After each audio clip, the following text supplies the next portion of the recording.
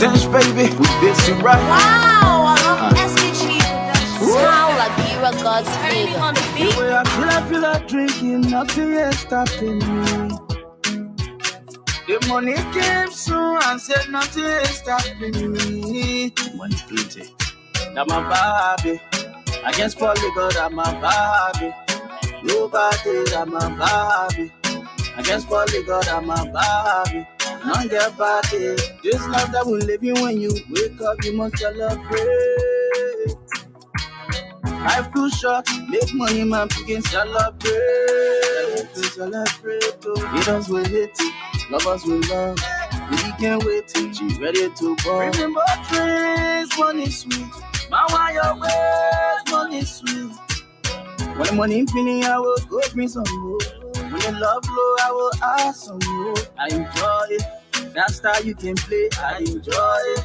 Your waist not play. See how you found from head to toe.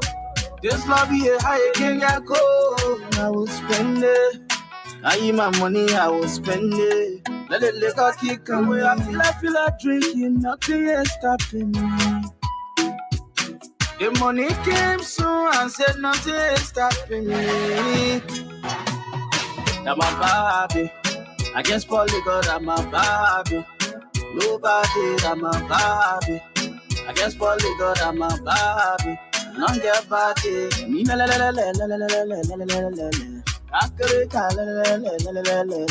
I'm drinking all of my sorrow because I won't be fresh for tomorrow. It will up bring it, sir.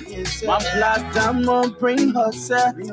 Your opinion can't do me nothing. The way you feel by me ain't do me nothing. I'm a blessed child. Where happy I can get. Ladies and gentlemen, we're kicking off another episode of Unapologetic. It's gonna be spicy tonight. You know, I was trying to bring on the live video from 50/50. Still working on to see how I can project it while we're talking it, live on the podcast tonight. But let me start by saying thanks for joining me as you flock here tonight to help us spread the good news, discuss issues impacting Liberia. I ask that you share the link, tell one person, let the other person tell two persons that Duke is live tonight, and he's bringing the heat. I see Yvette is here early for class tonight. I appreciate it. Master, I see you. Yeah. Small. Boy, danger. Fancy right. Wow, I love SKG production. It's Ernie on the beat. Sound like you're a God's favor. Yeah.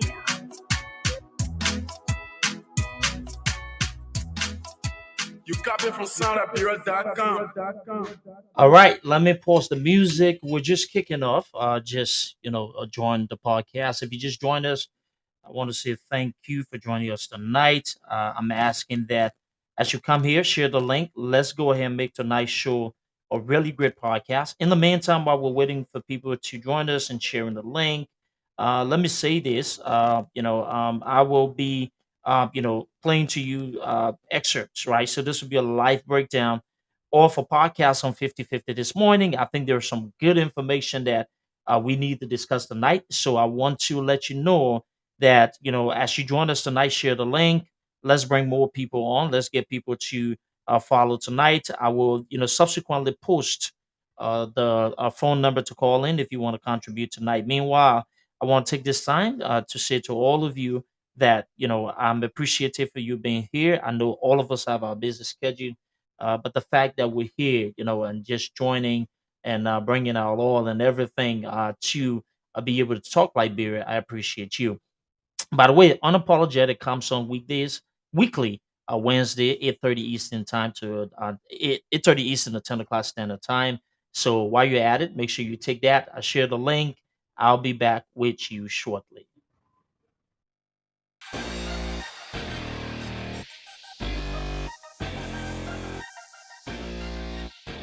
It's about leadership in Africa. And until Africans demand the sort of leadership they need to fix their problems, we will have the continuous issues you suggest. Long before becoming the head of a major political party, Alexander B. Cummings was making history in the corporate world as the first Liberian to run a major section of Coca-Cola, a Fortune 500 company. First thing I can tell you about him is he has a big heart. He loves his Liberian people, and he always loved Liberian people and his country, always. He's a giving person. He likes to give people the benefit of the doubt. He'll trust you first until you prove otherwise. I ran the Coke business in Nigeria. I was business unit president for about half of Africa. And then for almost 7 years, I ran the entire Africa group for the Coca-Cola Company. Born in 1956 at the Old Government Hospital in Monrovia, Alex, the third of 4 children and the only son, he would attend elementary school at Demonstration and high school at the College of West Africa. Alex and myself, we became friends in 1971. That's about 45 years ago. We met in the 10th grade and we just became fast friends. I love music. If people want to know, I actually like to dance. It surprises people that I do. And actually, I think I'm a pretty good dancer, by the way. He's a good dancer, yes, but so am I. Don't let nobody stop you from having yourself a ball. I remember there was a song that was called Mr. Big Stuff. Who do you think you are, Mr. Big Stuff? And that was a song that he used to like a lot. Alex probably started to dance, and though this even today, when he likes a record, he sings it. You know, when he's singing it, he's dancing it. You can hear him humming the songs, you know. And one characteristic of Alex was he could snap his finger. I mean, he would snap his finger while he's dancing. You could hear it all over the place. I have a great sense of humor. Again, that's not always obvious, but I like to have fun. When he lets his hair down, he loves jokes. He's a dry sense of humor, but it's funny to him, which is okay. But yeah, I mean, he's just like everybody else. He loves to dance. He loves being around people and entertaining and letting his hair down. So, yeah. As a child growing up in Liberia, I had a few memorable moments. I always enjoyed playing football. Again, as I said, it's not something I played very well, but I played with a lot of enthusiasm, and so I'm still a big fan of football. By 1980, Alex Cummings returned to the United States to continue his education. He attended Clark Atlanta University, where he earned a degree in business. There, Alex Cummings also met his wife, Teresa. I was coming from class at Atlanta University one day, and this young lady yelled across Spelman's campus as I'm walking on and said, "Teresa, come and meet your future husband." And I was like, who is this guy and why is she embarrassing me on campus like this? But I went up and I met him and I said, "How do you do?" He had just come over from Liberia to pursue his master's in business. It was always the plan to go home after undergraduate school, work for a few years, get some real life practical experience, and then come back to graduate school. So that was not because of the coup necessarily, or because I wanted to go back and get an advanced degree. And so we started dating, and by 1982 we got married. I met Teresa after they had gotten married. After they had gotten married, he brought her to New York, and we all went out to eat in the village, in Greenwich Village. After graduate school, Alex accepted a role at the Pillsbury Company. There he quickly moved up the corporate ladder. We moved to Minneapolis.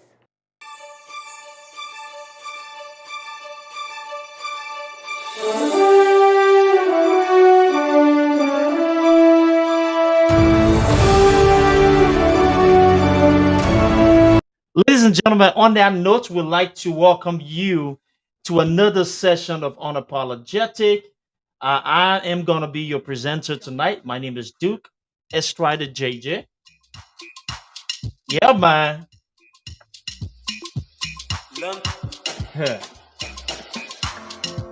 Find a friend like you. I'll find a friend like me. Special shout out to Bertha Stewart. I see the chair Rosalind Cooper here tonight. Yvette Cephas, Tan and Tway. I want to say welcome to everybody tonight. I appreciate all of you. We're here to have a discussion. Find a friend like you, or find a friend like me.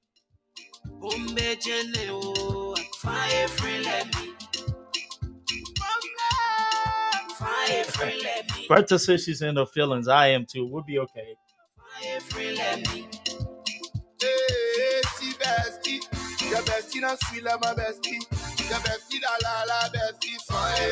You got to find a president like Cummings.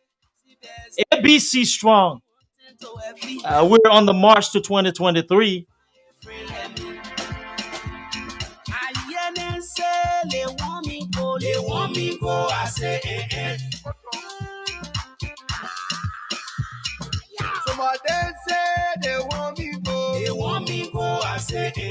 Yeah, man.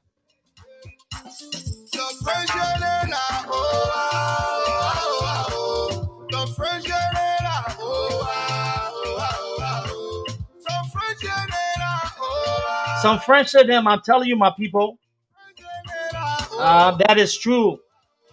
The too many things happening in this community, in our organizations, in our institution.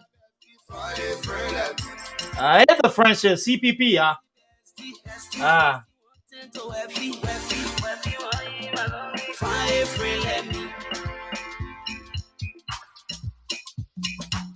As we inch closer to the start, let's go. Find a friend like you.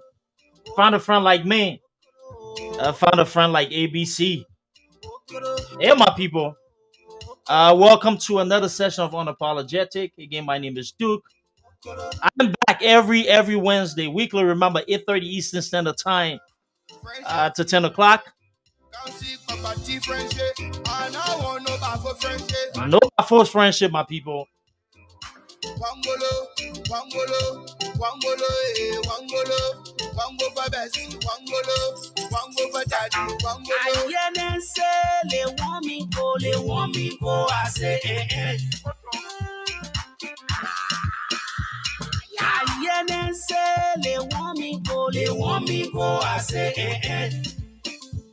All right, so find a friend like you. Ladies and gentlemen, I want to welcome you to another tough talking session of Unapologetic. Again, my name is Duke Strider JJ. I am the guy in charge of your microphone, talking truth to the power, and making sure that we are not filtered here. So this is an unfiltered conversation where we allow our people to speak our minds and speak the truth. You know, today on Wednesday, I usually have these podcasts and podcasts, and I bring topics, of interest. And so for the past couple of weeks, possibly about 3 weeks now, we've been speaking about the story of Judas. And the whole concept, the whole logic behind the story of Judas is to pinpoint specific issues and instances and characters in this entire CPP process that have been the masterminds behind not only the collapse of the CPP, but the intentional, intentional, I wouldn't want to call it destruction, but this selfish, this greed, right? This attempt to malign the character of Mr. Cummings. So I started with Darius Dillon, and we had a really tough, provoking series. I know a lot of people have reached out to me, and we did, comparison, Dillon before, Dillon now, and why all of those people are part of this evil axis that we discussed, bent on taking away from the Liberian people real change for 2023. That's not possible. They're not going to do it anyway. But unearthing the lies, the deception, and all of the things that were done by these individuals, during the entire process of the CPP. And as always, I like to chronicle. I like to go back to history, use as a reference point to bring us here. And so I told you about the story of Talbot, and Tutlins and the Dole and the coup in Liberia, 1980 coup. And I told you some of those same people who, came across and, usher in the Civil War. Here, Quincy, thank you. In Liberia, to remove the Truick Party. Today, those in the Sis Miatas in the house, welcome Sis Miata. Today, some of those people are amongst us. And so we did all of that to show our history, why we ended up with 14 years of civil war, some of the things that have been consistent, right? Patterns that can be tied into destruction and regression of Liberia to make sure we're educating our people not to follow that footstep. And then this morning, I got a notification that there were some individuals, Momo and another man from the All Liberian Party. They were former members of the Urey Party who came on the 50-50 with T-Max Jate to talk about issues pertaining to the CPP. Now, let me tell you, and let me just say this to you. As I go through this particular video, it is actually a live podcast.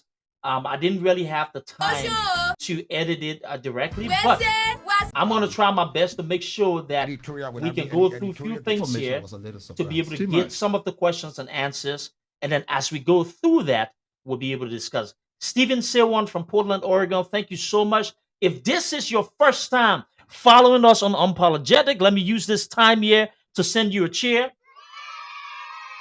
And I will go ahead and give you a round of applause.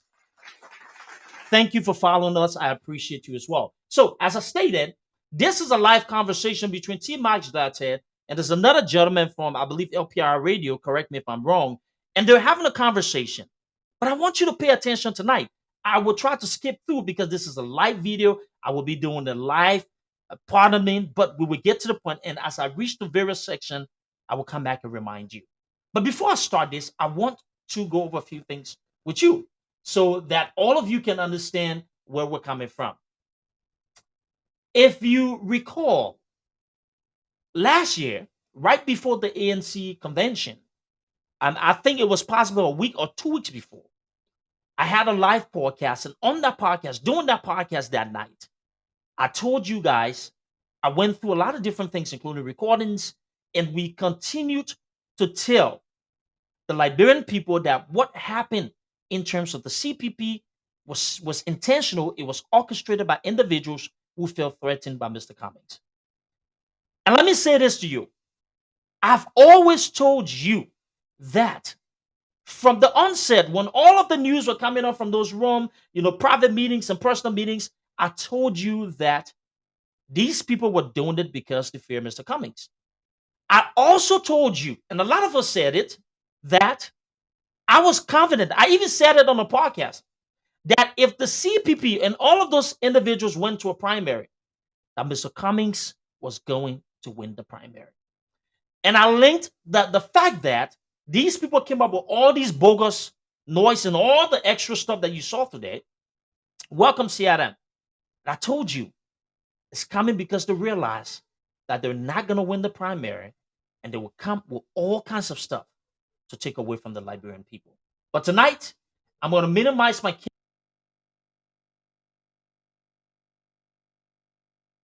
This is getting interesting. We're getting. But for me, the thing about election.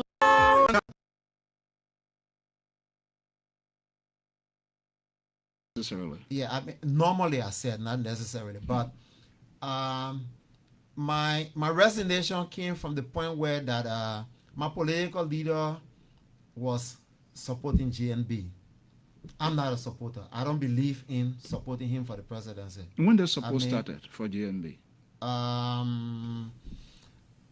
That was a little over 2 years ago. It started all, I think, first in an interview where he said, where he was asked who he preferred to support if he was not a candidate.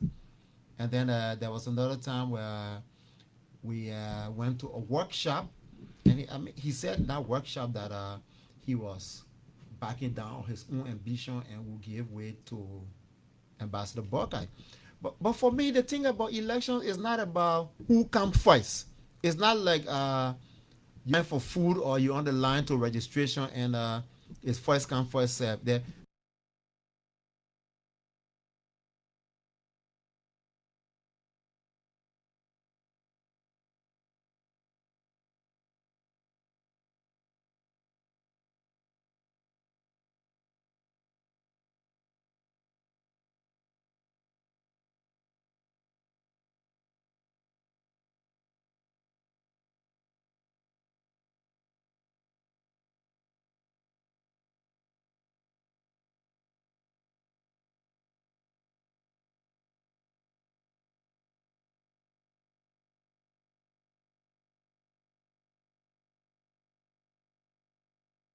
the issue of selecting a candidate to head the nation, the biggest, the first position in the country. Country as you claim, Yes. and you came back to maybe affect changes, and you saw a destruction coming within. Why you didn't speak up? It was kind of difficult to just speak out at the time. There were several factors involved. Look, example. We are in Africa.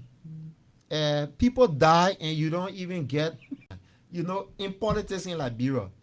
Many people will say, "Oh yeah, these guys were paid. These guys were paid. That's why they resigned." Not a dime we receive, because if we have received a dime, but now I will have a brand new car. I mean, everybody know the kind of. Did you people know? Did you people know the political consequences? The insertion of that diabolical clause mean to Liberian people vis-a-vis the CPP, the unity of the CPP? You put a clause there that you know will be problematic.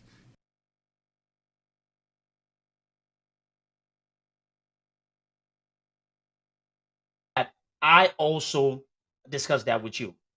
So you recall when the noise started, the people from the other side claimed that Mr. Cummings inserted an exit clause into the CPP document. And apparently that was one of the things that they brought up as argument, that that thing was inserted in the document. What he said is that that particular clause was inserted by Nyonblee and Urey, and it was done to trap Mr. Cummings because they realized that Mr. Cummings basically became a bone, right? And they did not know exactly what they expected, that if, going the way that they were going, in which they formed this group called the core group, right? And the core group consisted of the ALP, Unity Party, some individuals from the Liberty Party. We were plotting in the back. That would be the Nyonblee faction, the Darius Dillon, and all of them, right? To, set this grand scheme of things against Mr. Cummings. And so Nyonblee and Urey inserted the exit clause, right? And it was done because they feared that if things did not go Mr. Cummings' way, he was going to exit the CPP, but they wanted to kill his political ambition. That's why they inserted the exit clause. Let's go back. If it were fully implemented, you realize that, hey, this guy who we said the plot against is staying there, and because he's staying there, it will not work. And so you started making noise of document being tampered with. And here we are, Liberian people, hopes are dashed. Will you put aware of the consequences? I will tell you this much. There's an old story that I listened to from some elders during my early childhood days. And the story ends as: you do good for yourself. You do bad for yourself. Who was doing the good? Did you do good or did you do bad? The entire CPP, the plotters, the conspirators did not do good. And does that include you? I would say yes at the time. So you and when I realized that we're heading in the wrong direction, I put a halt. Wow, this is chilling, and I want to take some of you back as we go on this journey. Some of you watch the ID channel, right?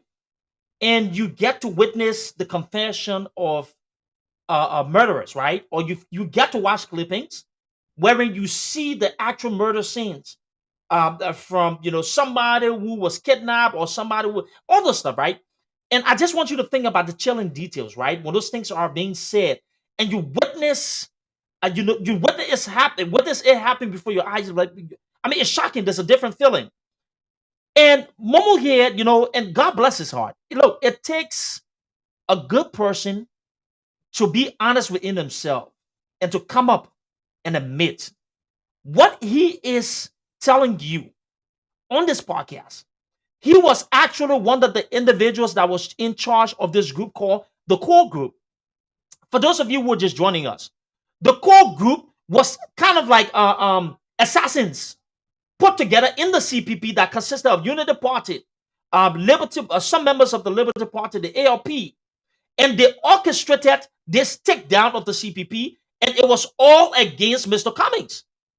And later on during the broadcast, he said all of the other party people were there besides the ANC, because this particular group was specifically meant, were organized for the plotters. I want you to hear him say it was created for the plotters.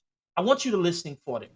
When we regain self-consciousness that Liberia was being destroyed, we had to put a halt to it. This led to my resignation.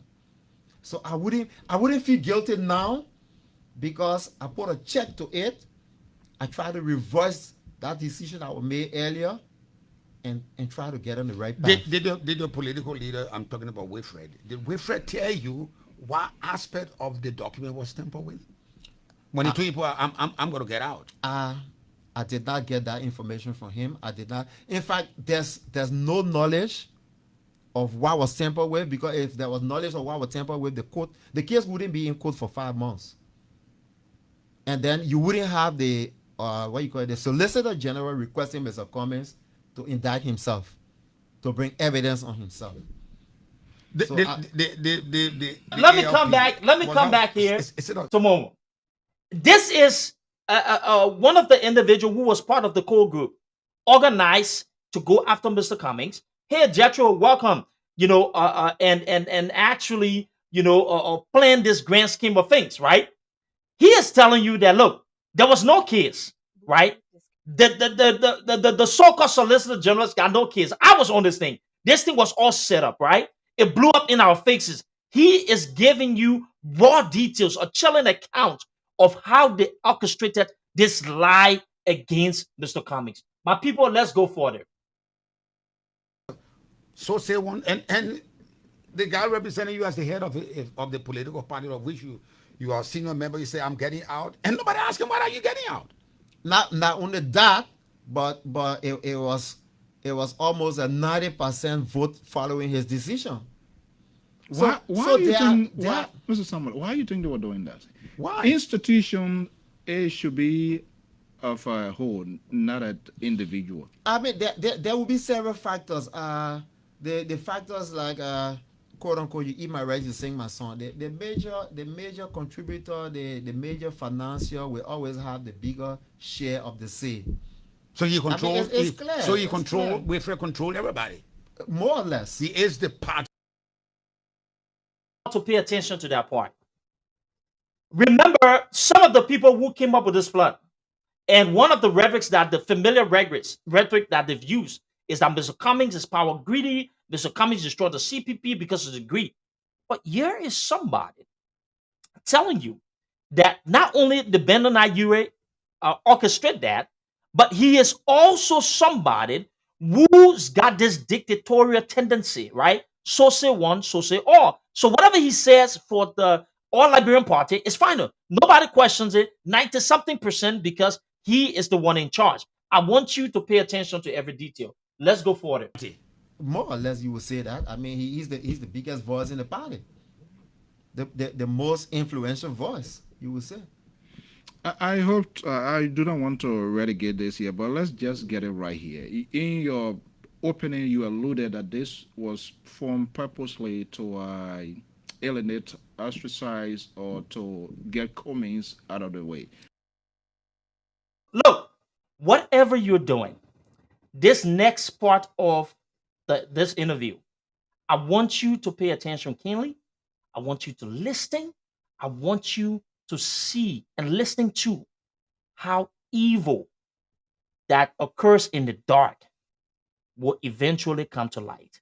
Because what you're about to witness, what you're about to listen to, is something that's going to be breathtaking. It's going to be a shocking moment for a lot of you. It's going to again tell the Liberian people why Liberia is such a dangerous country and why all of these people, including some of us Liberians who have bought or subscribed to the ignorance pushed by some of these individuals, owe Mr. Cummings an apology. Please go ahead. Was this inconsonant with the other party, for example, Unity Party, all of that? Oh, it had to be. I have a screenshot here from my old phone. I will show it to you. Just a second. The core group. The core group comprised of the ALP, the LP and the UP. So there's the core group, Mr. So, the core group, ALP, LP, all Liberian Party, Liberty Party, and Unity Party. That's Why ANC was left out? Like I said earlier, that was the one they were conspiring against. The intent was, we could not be conspiring against him and keeping in. I want to hear. I mean, it's just obvious. Like I said earlier, it was intended to keep Cummings in one box and the political ambition, and I want you guys to get an understanding in terms of what exactly we're pinpointing and why these specific details are necessary for you to use to connect the dot to the entire grand scheme of things, the case and everything, and all of these people who've been running around with the whole so-called bogus case. The reason why this is essential is that you're hearing him showing evidence. So he's just not a talker, but he follows what he said by showing visuals in terms of this so-called core group. If you're just joining us, the core group, as narrated here by our brother who left the ALP, and he was actually one of the individuals that were actually given the task of orchestrating or creating this core group against Mr. Cummings. Mind you, they have always said that Mr. Cummings is the one that does not want the CPP to work. Mr. Cummings is the selfish one. Mr. Cummings think that this thing here was all about him. Mr. Cummings sees that everybody does that, he doesn't want to agree. But mind you, from the very onset of the CPP, why is it all of those political leaders were having a group within the CPP totally outside of the ANC? Not to the knowledge. If these people were actually in charge of the collaboration, in support of the CPP working, why is it that they automatically form the core group without the knowledge of the ANC? I want you to listen because he is telling you exactly why it was created. This is chilling details. If you've witnessed the ID channel and you've seen confession of a murderer, I'm not saying Momo is, I'm just using that instant reference. All of those things that make the hair on the back of your neck to stand. These are the chilling details you will see here. Having the ambition for the presidency is not an issue of who stay long in Liberia. But why if you stay 30 years in Liberia and you didn't stay right in Liberia? Let's look in the cameras of SCAR and LPR. What are you saying? Liberians worldwide, inside, outside of Liberia, listening. What do you think is their thought process hearing what we are hearing today about this group, a cynical group, I would say, because one factor or one component of what could be the collaboration is not aware, was unaware. If you look in the cameras, I will say to the Liberian people throughout the more than 40,000 square miles, the destruction or what led to the destruction of the unity in the CPP was not orchestrated by Mr. Cummings.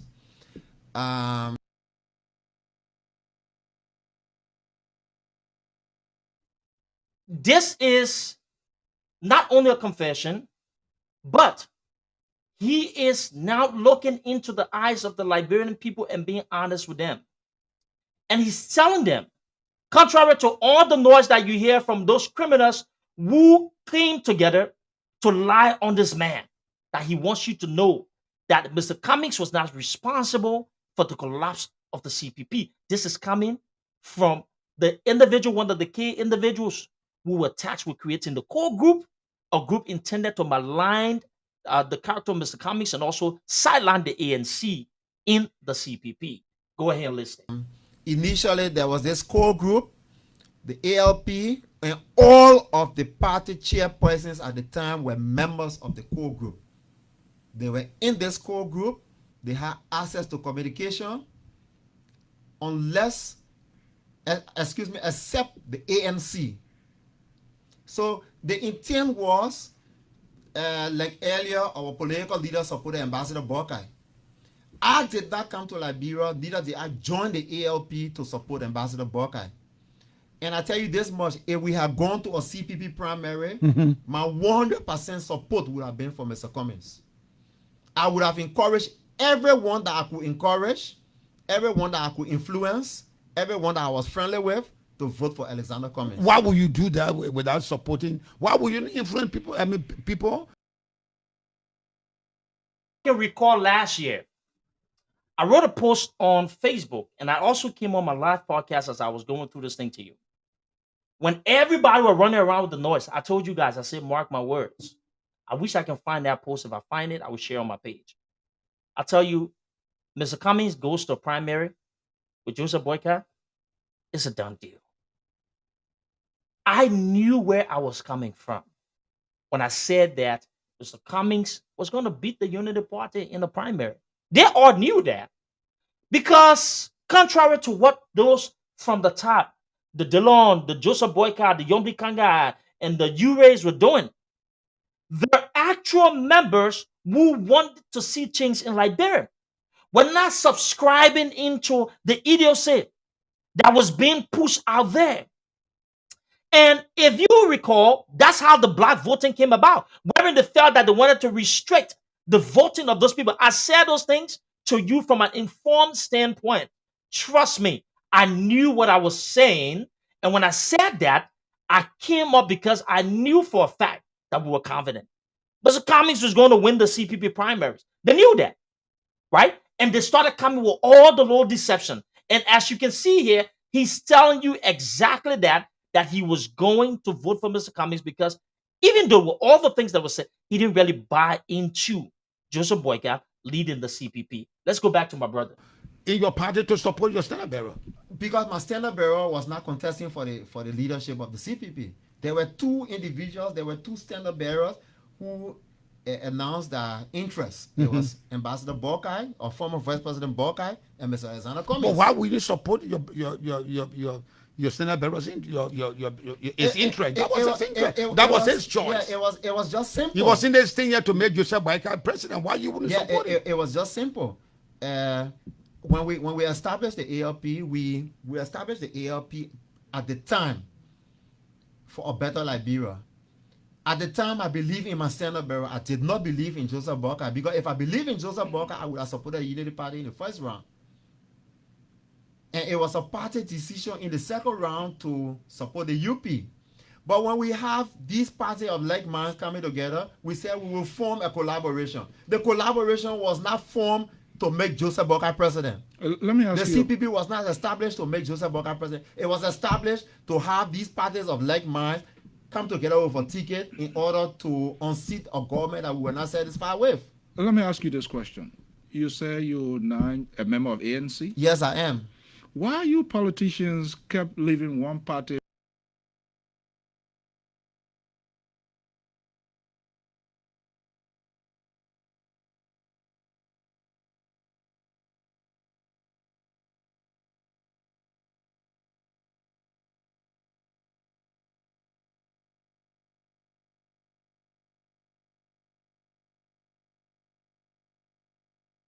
On the 29th of September 2019, and I am giving you dates. It's so that people can know it was 420, and then by lips, it's difficult for people to understand. Why must we put this thing on one man when we... That's Mr. Alfonso Zod.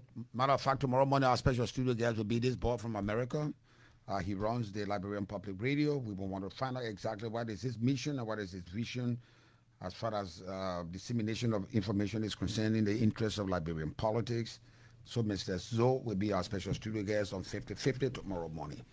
It's your time now to come to participate. Call us on those numbers on 0777 You'll be live on 50/50 on Sky 107, or better still, call us on 0777 The numbers are pinned on our Facebook page, Sky Communications Liberia. Let's go to the line now. Talk to our first caller. Good morning.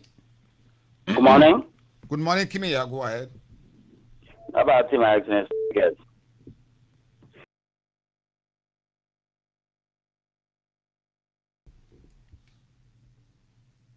Good morning. Fine, but Ukla speaks from the fine, but Good Act 2020. Sick and tired. Liberian politicians. One day they were ALP, another day with CDC, another day with ANC. The Act 2022. Doing that. You see the noise? Thank you I very think we much, want Kimia. like Thank you that. very much. Call me on that number on 07777 You'll be live from 5050 on Sky 107. On the screen here. All right, perfect. So we went into we went into into this video, and you heard some things, that were just, my gosh, surprising to many of you, but not too surprising to me. I think that for me, I am grateful that not only, all of the things that we've said, right, that we're able to say that, but I am grateful that we have people who were part of those things that we, pointed out in the beginning, now coming, being visible, and then telling the Liberian people exactly what happened, right? That's the goodness of it.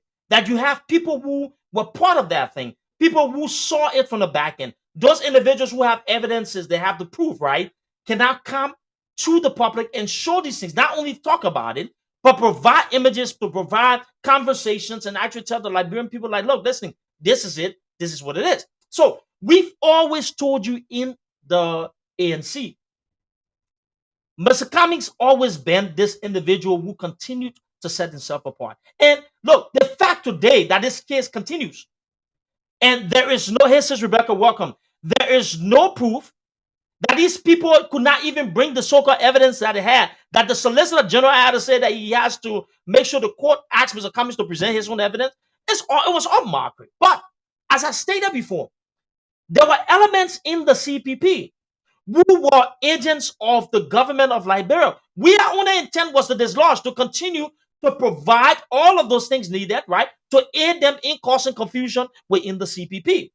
For them to do that, they had to find partners within the CPP. They had to find partners within the CPP. That's how the Darius Dillon, the Henry Costa, the Nyonblee and Urey, all of these guys, the Nyonblee Kanga, all of them created this ploy. They worked willingly with the government of Liberia to undermine the CPP. We've said it. And it is now becoming clearer by the day that this is what they did to this man. And they call it politics. You come, you create these lies and deception to ruin the character of a man. And then you think that it is cool. Hey, Fred, welcome.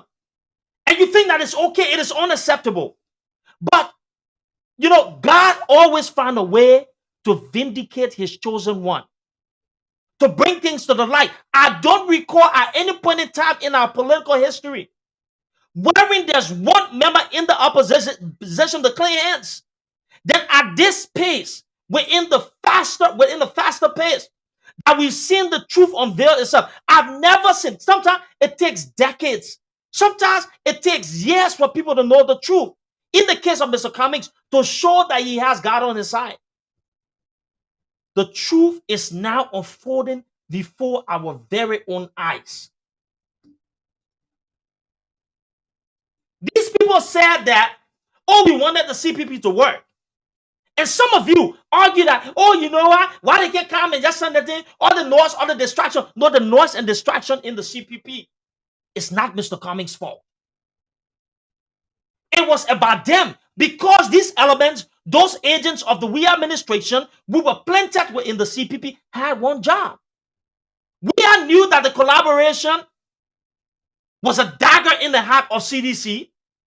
Josh Weah knew that his party was threatened. They saw the performance of the CPP under the watchful eyes of Mr. Cummings. And they knew there and then, from the onset, that the only way that they could get this thing done is to go within the CPP and use familiar faces. Who did they turn to? The likes of Henry Costa.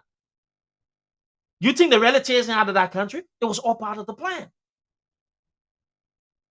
The we administration knew that they would come back to Costa and the Darius Dillon in the future, because they saw the potential of a CPP, and they knew that they had to come back to them. That's why they always tell you politics is interest.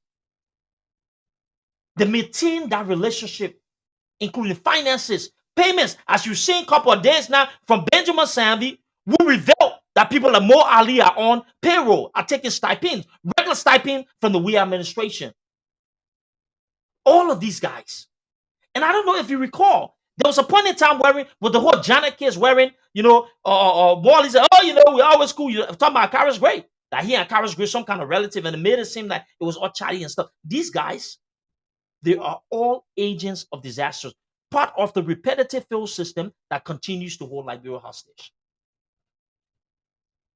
They orchestrated this game. And Mr. Cummings, the new guy, he's not the he's not the regular politicians that you see. He's not the guy who's the everyday Liberian politician that you see in our community. That's not who Mr. Cummings is. He's this practical guy. Observe, analyze, execute. And he brings a different brand into our dynamic of politics because Mr. Cummings actually brings leadership. His leadership experience, his practical experience. And he said, look, I am here to bring a new way in to make sure that we're doing something that's different from everybody else, but to bring in real economic change for the Liberian people. And those guys felt threatened. And they went to work, starting to undermine Mr. Cummings. And as Momo said in this interview, and he narrated it cleverly, all of the details, all of the shocking details in this particular interview, all of the things that he said. At issue, the executive mansion. All of the things that he said. It gave us an inside look. This is getting very interesting. Let's into go things. Mr. Samula to this point. You said some other leaders believe Alex Cummings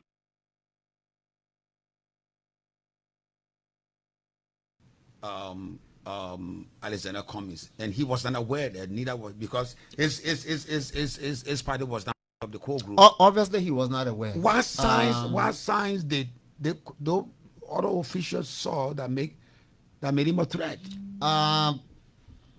Mr. Cummings' party, the ANC, was seen recruiting officials, other officials. I don't know if they were going after them, but it will be a difficult thing to determine whether they were going after these officials.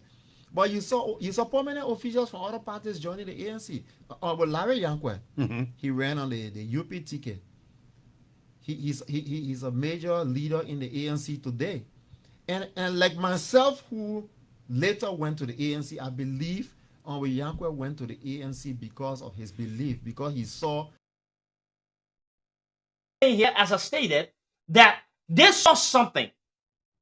The Nyonblee Urey, the Joseph Boyka, the Nyonblee Kanga, the Darius Dillon, they saw something. These people came in thinking that Mr. Cummings was a guy that was just going to be a pushover.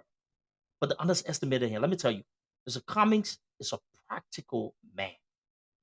Observes, execute, or analyze, execute. But he said they saw something. They saw this window change.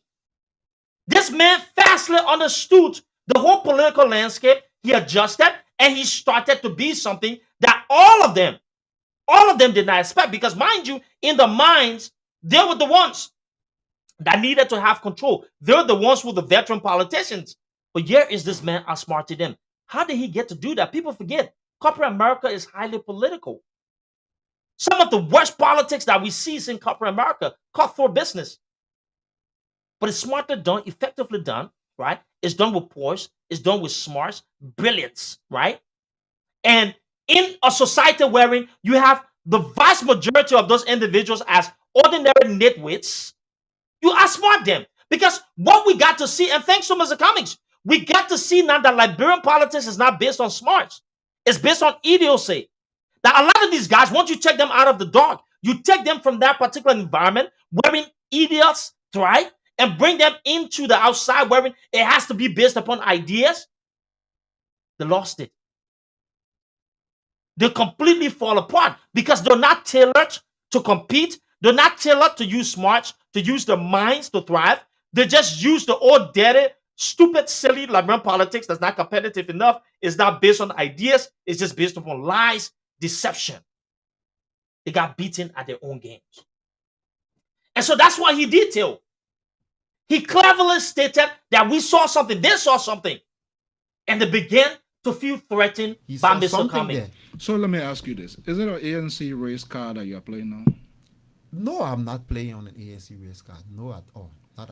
We had a team of lawyers, Kofi Woos and others, and this team did that work. So if you invite the team of lawyers and something is placed in the document and you are aware of what was there, then you say no, we didn't authorize it. So, Timas, let's ask this guy. Don't walk away here. Are you part of the conspiracy against Cummings for the destruction? I was initially in the core group, and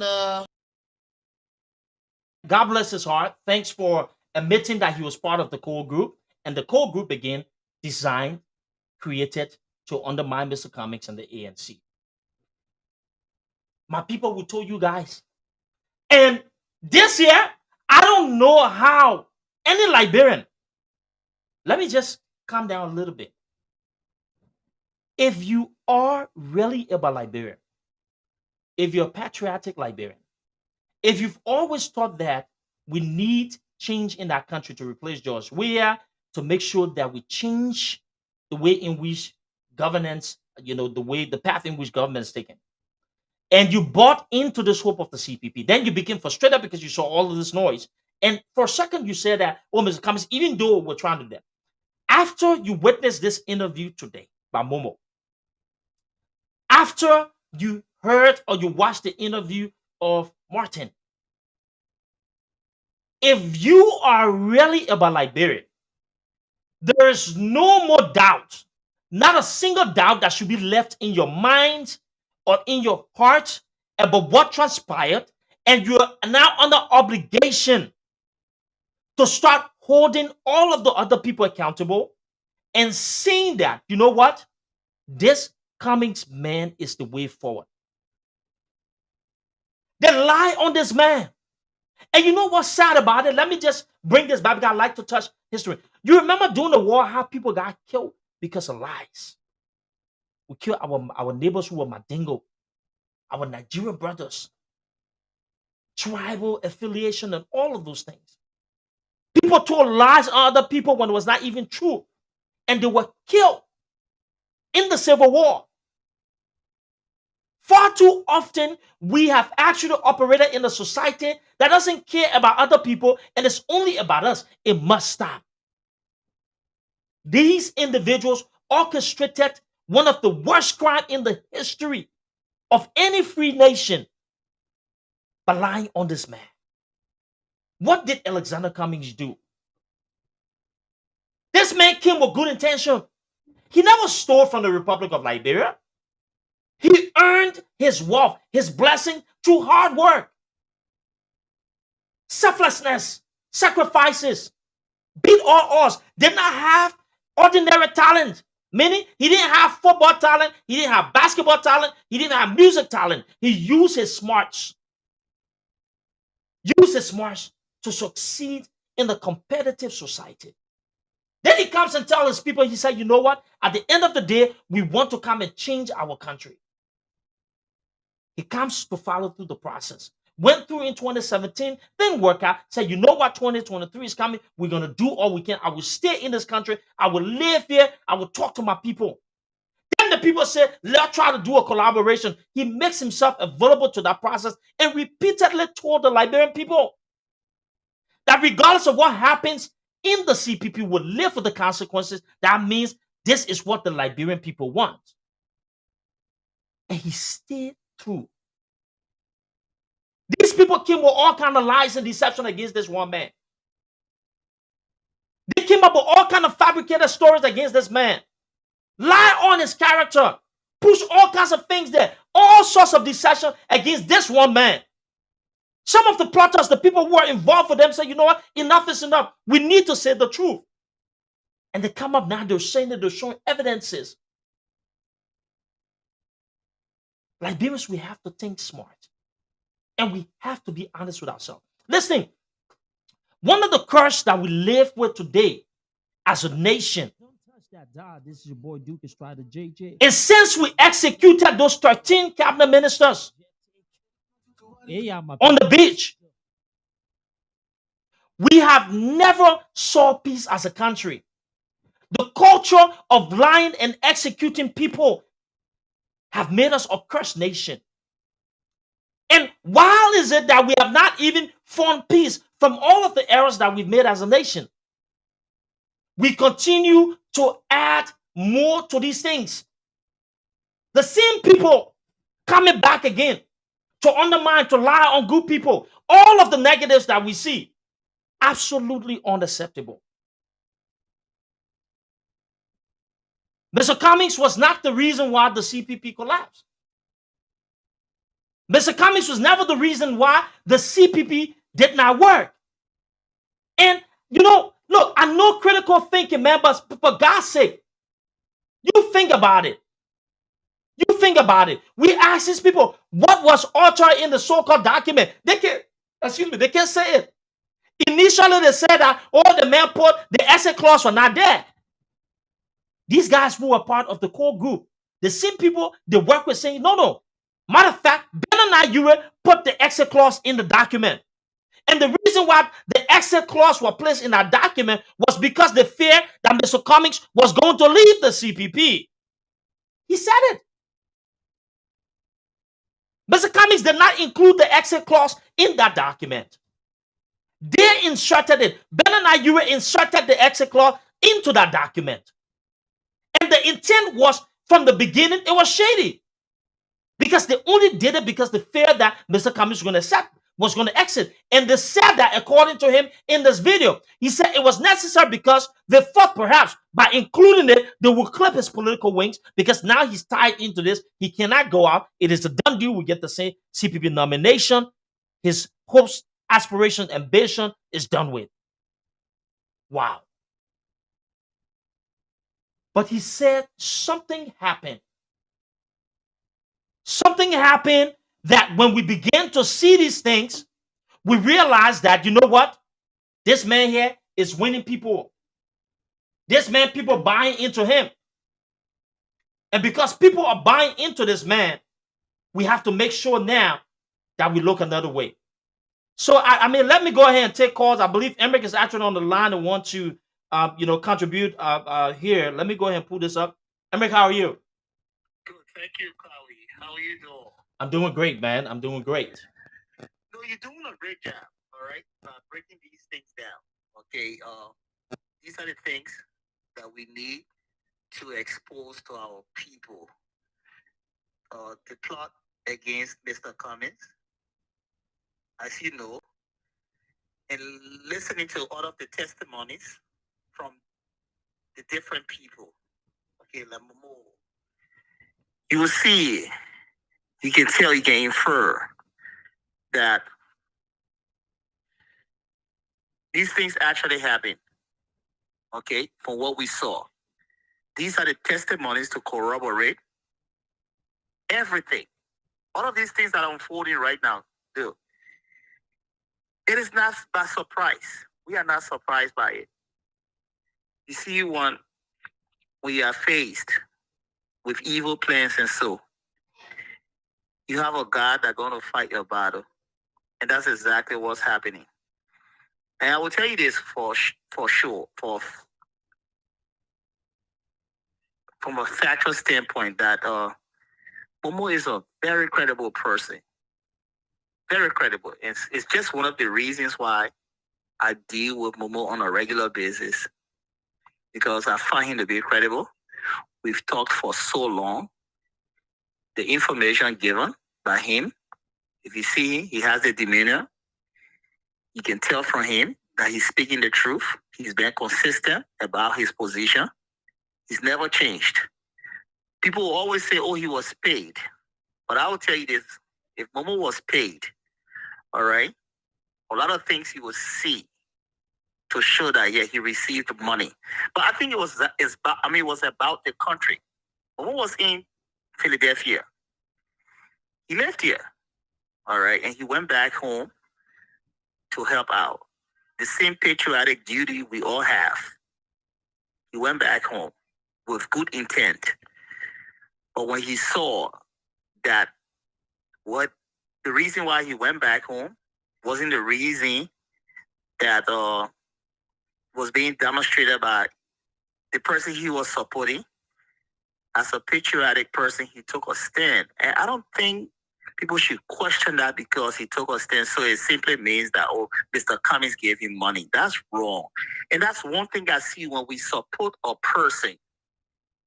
We stand to defend that person at all costs. And it's one of the things I see, even people right now from UP, some, not all. You see them over and over giving credence to some of the things that are being done by Mr. Urey. And then I am just like, I'm speechless to see people that we advocated with for a better Liberia, okay? Just for a better Liberia, to see them stand with someone like Urey. It bothers me. That's why I said if I can change back the hands of time, surely I will undo that whole instance of advocating with some of them. And I let them know, me, I won't hide it. So let's go back.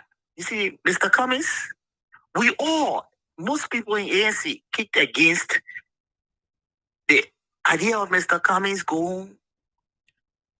being within the CPP or being in the CPP. People foresaw the whole issue of people standing in the way to hinder his ambition of making Liberia better. Because it's not, Mr. Cummings' personal ambition. It's the ambition, the drive, and so the motivation to change the country around. Some people believe in legacy. Legacy is more important than anything in life. I think what is driving Mr. Cummings is that legacy aspect, not profitability. Okay? He does not want to profit from Liberia, but to build that legacy, to say the new down, the renaissance, the change, the transformation, the agent of change, Mr. Cummings. And that's how some people are. They don't believe in looking at the picture of, let me profit from this. Mr. Cummings passed that stage long time in life. Decades ago, because he did a lot for himself well, that some of us try to emulate today. My point is, you don't even like Mr. Cummings to become the president of Liberia, or fair person, objective person who appreciate what he's done to be a Liberian and reach that level. It's something that we all should see as a positive thing for our children, our generation, an inspiration. So Momo stood over there, and you could see, you listen to him, you watch his body, the eye contact, all of those things. Eye contact, yep. Okay, honestly, you see credibility, you find consistency in what he was saying. Oh, man, we was at peace. Yes, at peace, and he felt liberated that he's with the right person. I always say this: for those people that don't like Mr. Cummings, do not interact with him, because you will get convinced based on his sincerity, based on his honesty, based on Mr. Cummings taking responsibilities for things as a leader when things go wrong. Mr. Cummings is a person who will say, you know what, I take responsibility for it, because he wants to fix it. That's the true virtue of a leader. Absolutely. Okay? To take responsibility because he see you have a chance to fix it. And then what he says, Mr. Cummings can never speak and use I. He always tells you that I need help. I can't do it all by myself. We have to do it together. I respect that. And that's the reason why you see some of us, we still support him. Even if we disagree with Mr. Cummings, we still support him. Because he's humble, he's respectful to people. Even if Mr. Cummings disagrees with you, he respects you. We have not seen that in our leadership for so long. And dude, all of those things, I'm not going to take away from anything you say. You said it the right way, and that's the reason why I'm not even going to restate what you have stated.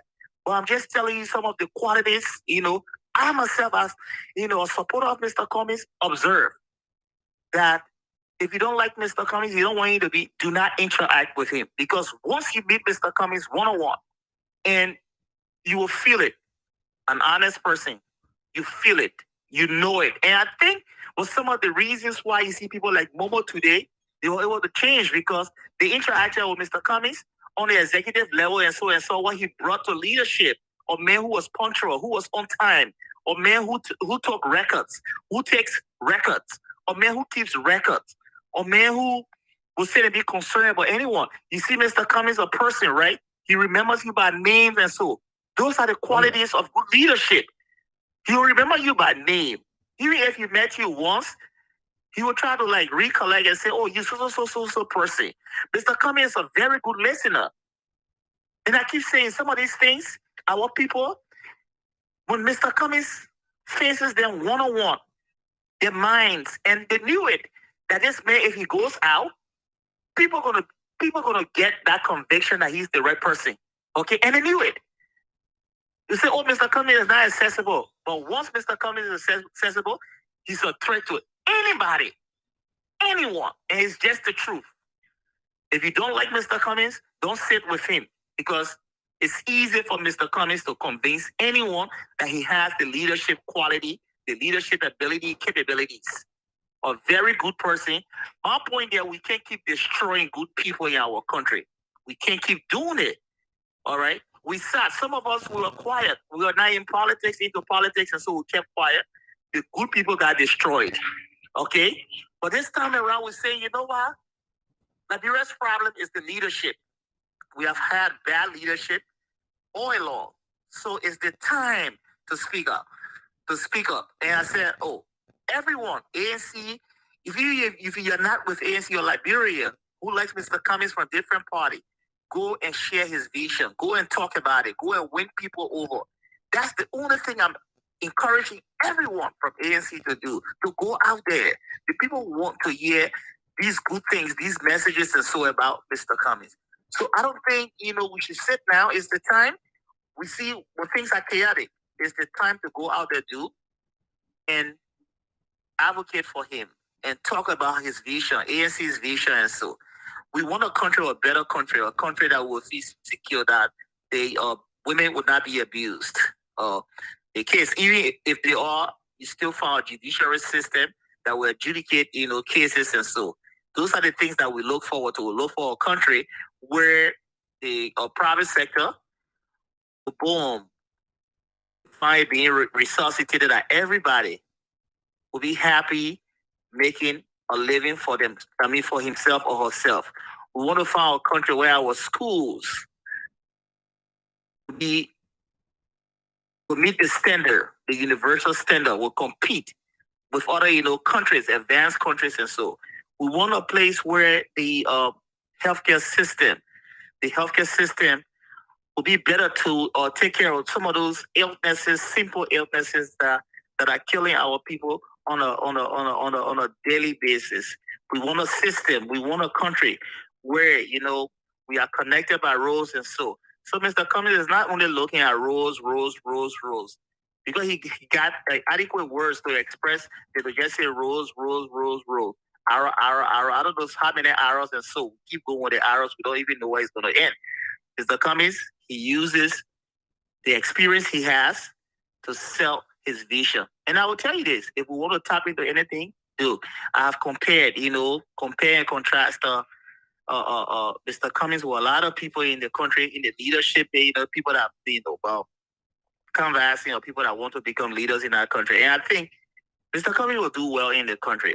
We're not saying it's going to be a quick fix, but if you look at what he's done, and even include what he did in the CP when he was the chairman of the CPP, all right, it was remarkable, something that they have never ever experienced. When they left from there, Nyonblee took over. Excuse my French, it was a complete mess, disastrous. Okay, nothing was in order. Everything was disorderly. Then you look at JNBK, the falling of the CPP, falling apart of the CPP. CPP went downhill. The moment JNB got there, we have to talk about these things because this is the record. We cannot avoid talking about it, right? The man of wisdom, the man everybody claims that he's the man of wisdom, the man who talks less, but he does a lot more. The CPP fell apart on his watch. We've seen it. When Mr. Cummings was the leader of the CPP, we have to throw light on this. In fact, the divisiveness was at a very high level.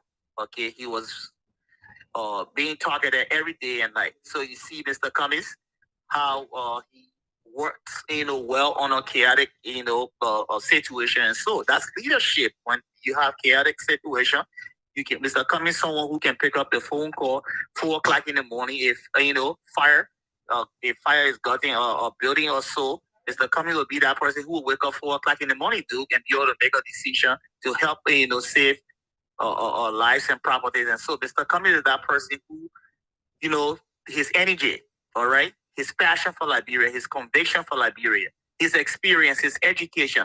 If you compound everything, you know that, yeah, he's not perfect. Nobody's saying Mr. Cummings is perfect, but his leadership ability, we can never, ever deny his leadership ability. We have seen it. Some of us in ANC, we even question him, go on certain platform. I don't like to call names and so. But then you know what, Mr. Cummings? He held his conviction and said he's going there to win over people. And what happened? It is true. I was impressed listening to him on friendly platforms and so. So you see, these are the things you have to sometimes to give to your leader when you have that conviction that you have a leader who knows exactly what he's doing. Mr. Cummings is sure about himself. He's secure about himself. To rule Liberia, you need that person who has the principles and the discipline, the integrity, the honesty, and so to move the country forward. So, I thank you what you're doing. I'm not going to touch on it because you've been doing a great job. Just here to support. But I would say thank you for what you do. And people out there, if you are listening, if you have not made up your mind to support any candidate or so, get in contact and see. Maybe you can visit one of ANC's or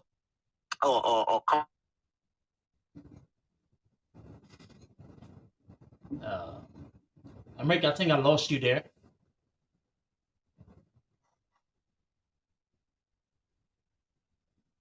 All right. I think we lost them.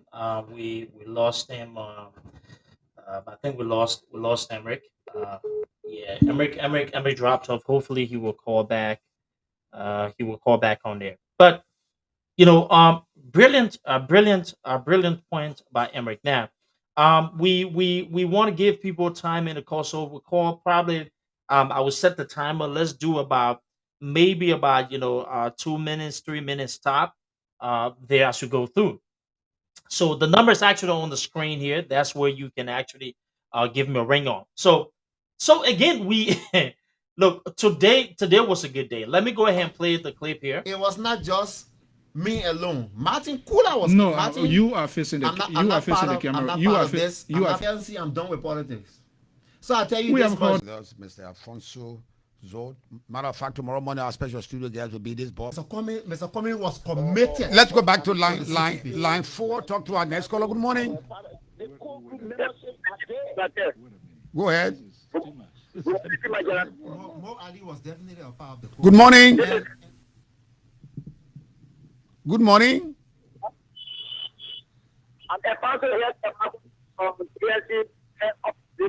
My man, your number is not all right. Please, you can call back later. Your number is breaking. Hello, let me. Good morning, Tima. Good morning, my brother. What's your name and where you calling me from? Thank you. This is Jasmine Finger. Oh, Mr. Finger. From the Highway. Go ahead. I got a few questions for your guest. From the onset, your guest will say that Comey was a threat, meaning if the CPP should have stayed together and they should have gone for convention, CPP Comey would have won the primary. And if he should have seen Comey as a threat and still see Comey as a threat, why did he participate in the fraud against a man that he truly believed can deliver Liberia instead of Joseph Boaka? 2, why now? Your guest is now a member of the ANC. How can we take him seriously? Moreover, So to clearly, administer the injury by you will have the regular, defendants. All right, those I call them the part of the defense force of these individuals, these politicians and stuff who who they're assessed with, and so that's just a live call in while the show was being carried on live in in Liberia, and some people had some questions as well. Emmerich made a salient point. Matter of fact, Emmerich made several points that I believe all of us should continue to to pay attention to in our own decision making when we talk about not only the ANC, we talk about Mr. Cummings' vision as well. Now, let me go ahead and take a quick break. When I come back on, we will go into the next session here of the podcast. Hopefully, we can get another call in before we bring this thing to an end tonight. So let's take a quick, let's go ahead and take a quick break, and I will be right back with you.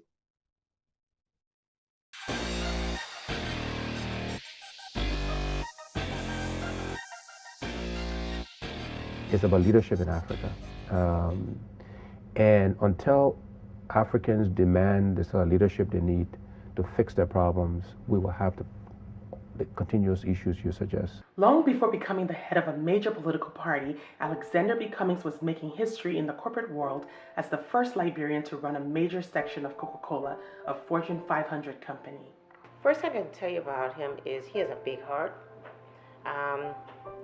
He loves his Liberian people, and he always loved Liberian people in his country, always. He's a giving person. He likes to give people the benefit of the doubt. He'll trust you first until you prove otherwise. I ran the Coke business in Nigeria. I was business unit president for about half of Africa. And then for almost 7 years, I ran an entire Africa group for the Coca-Cola company. Born in 1956 at the Old Government Hospital in Monrovia, Alex, the third of 4 children and the only son, he would attend elementary school at Demonstration and high school at the College of West Africa. Alec and myself, we became friends in 1971. That's about 45 years ago. We met in the 10th grade, and we just became fast friends. I love music. If people want to know, I actually like to dance. It surprises people that I do. And actually, I think I'm a pretty good dancer, by the way. He's a good dancer. Yes. But so am I. Don't let nobody stop you from having yourself a ball. I remember there was a song that was called Mr. Big Stuff. Who do you think you are, Mr. Big Stuff? And that was a song that he used to like a lot. Alex probably started to dance, and notice even today when he likes a record, he sings it. You know, when he's singing it, he's dancing it. You can hear him humming the songs, you know. All right, my people, let's welcome back. I'll go ahead and take another call in for contributions here tonight. I want to say thanks for everybody for following. You are actually up and running, caller. Go ahead and speak. Yes, this is King calling from Virginia. I've been following your program, but I have a question. Especially for some of us that are passionate live in Liberia. What I have noticed in the diaspora, I think most of the young people and elderly people, they are all somehow, I want to find a word for it, but they love ABC. I think they're siding with ABC and ANC when it comes to the diaspora based. But in Liberia, how can you guys transition that likeness of Mr. Cummings or the ANC to Liberia? Because I don't see it. You know, and very few people in Monrovia, but when you travel outside of Monrovia, you know, the name ABC Cummings, the party name is not a household name in the rural areas. So how do you guys transfer this energy that you guys have in the diaspora to the rural area to somehow showcase this man leadership ability to convince the people? Because at the end of the day, majority of the folks in the diaspora wouldn't be voting. We can call on talk show, do all of the podcasts in the diaspora on Facebook. People in the villages, in the different countries, they are not watching these podcasts. So, my question to you, Duke, because I think you one of the you're part of the leadership, one of the member of the executives. How do you guys transfer this platform to the rural side of Liberia so that we can convince the people, the actual voters, So, thanks for your question. Thanks for your contribution. Let me say this. I think it's really impossible to determine or say that, based upon, how you see things, the voters, don't know the party and that kind of stuff, right? That's just an assumption from one side. But no, actually, we have people on ground. So what you don't know is that we have people from the diaspora, right?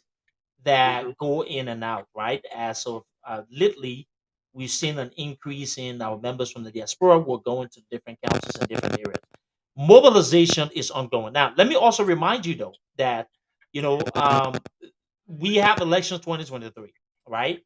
And so campaign is not officially on yet. However, the mobilization efforts that you don't see.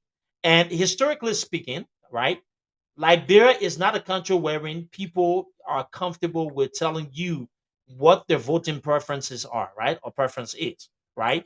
But from an institution standpoint, we're mobilizing, and I tell you this, based upon 2017 to now in 2022. I think that we've made some significant gains.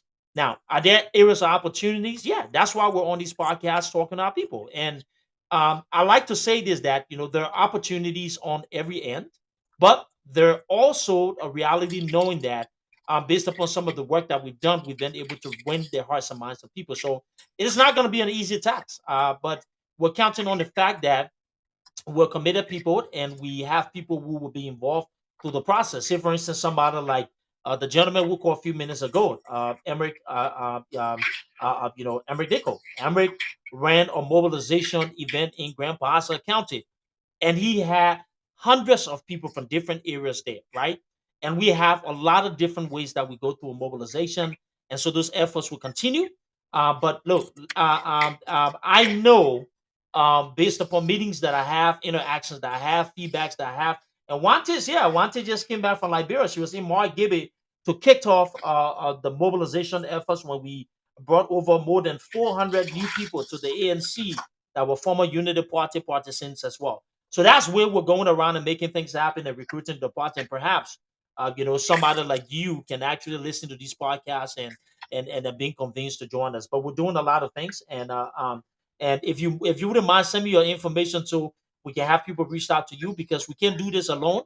And we know that winning the hearts and minds of Liberians is going to be a difficult feat. However, we resolve that, with what we have in terms of the brand Cummings, that people will be able to come up and show up, right, and do that. Ben Johnson is actually calling, so I will add him to the line later on. Ben, if you hear me, hang on 1 second. I will connect you to this line here. But Color, you can go ahead and make your final point. No, that was my point of my concern because, like I said, I'm passionate in Liberia. The thing with Liberians, they know what is good for them, but because of poverty and other stuff, they tend to pay a blind eye to what is good for them. I mean, we see it happening time over time in the country. So I don't think that people have anything against Mr. Cummings. I, for one, I'm from the opposition bloc. There's not much there to attack him on, But if I was a member of the ANC, I would say let us improve the, mobilization of getting people on to ANC. Forget about Montserrat, but in the rural area, Bond County, Nema County, Lofa County, these are the areas that you really want to get people. Montserrat definitely is going to go, to the opposition. We saw Delon, the senatorial election and all that stuff. So my suggestion is, or recommendation is, you guys need to put in more effort in areas like Bond County, Nima, and Lofa, you know, and increase the podcast in Liberia too, so people can participate and listen, not just on Facebook.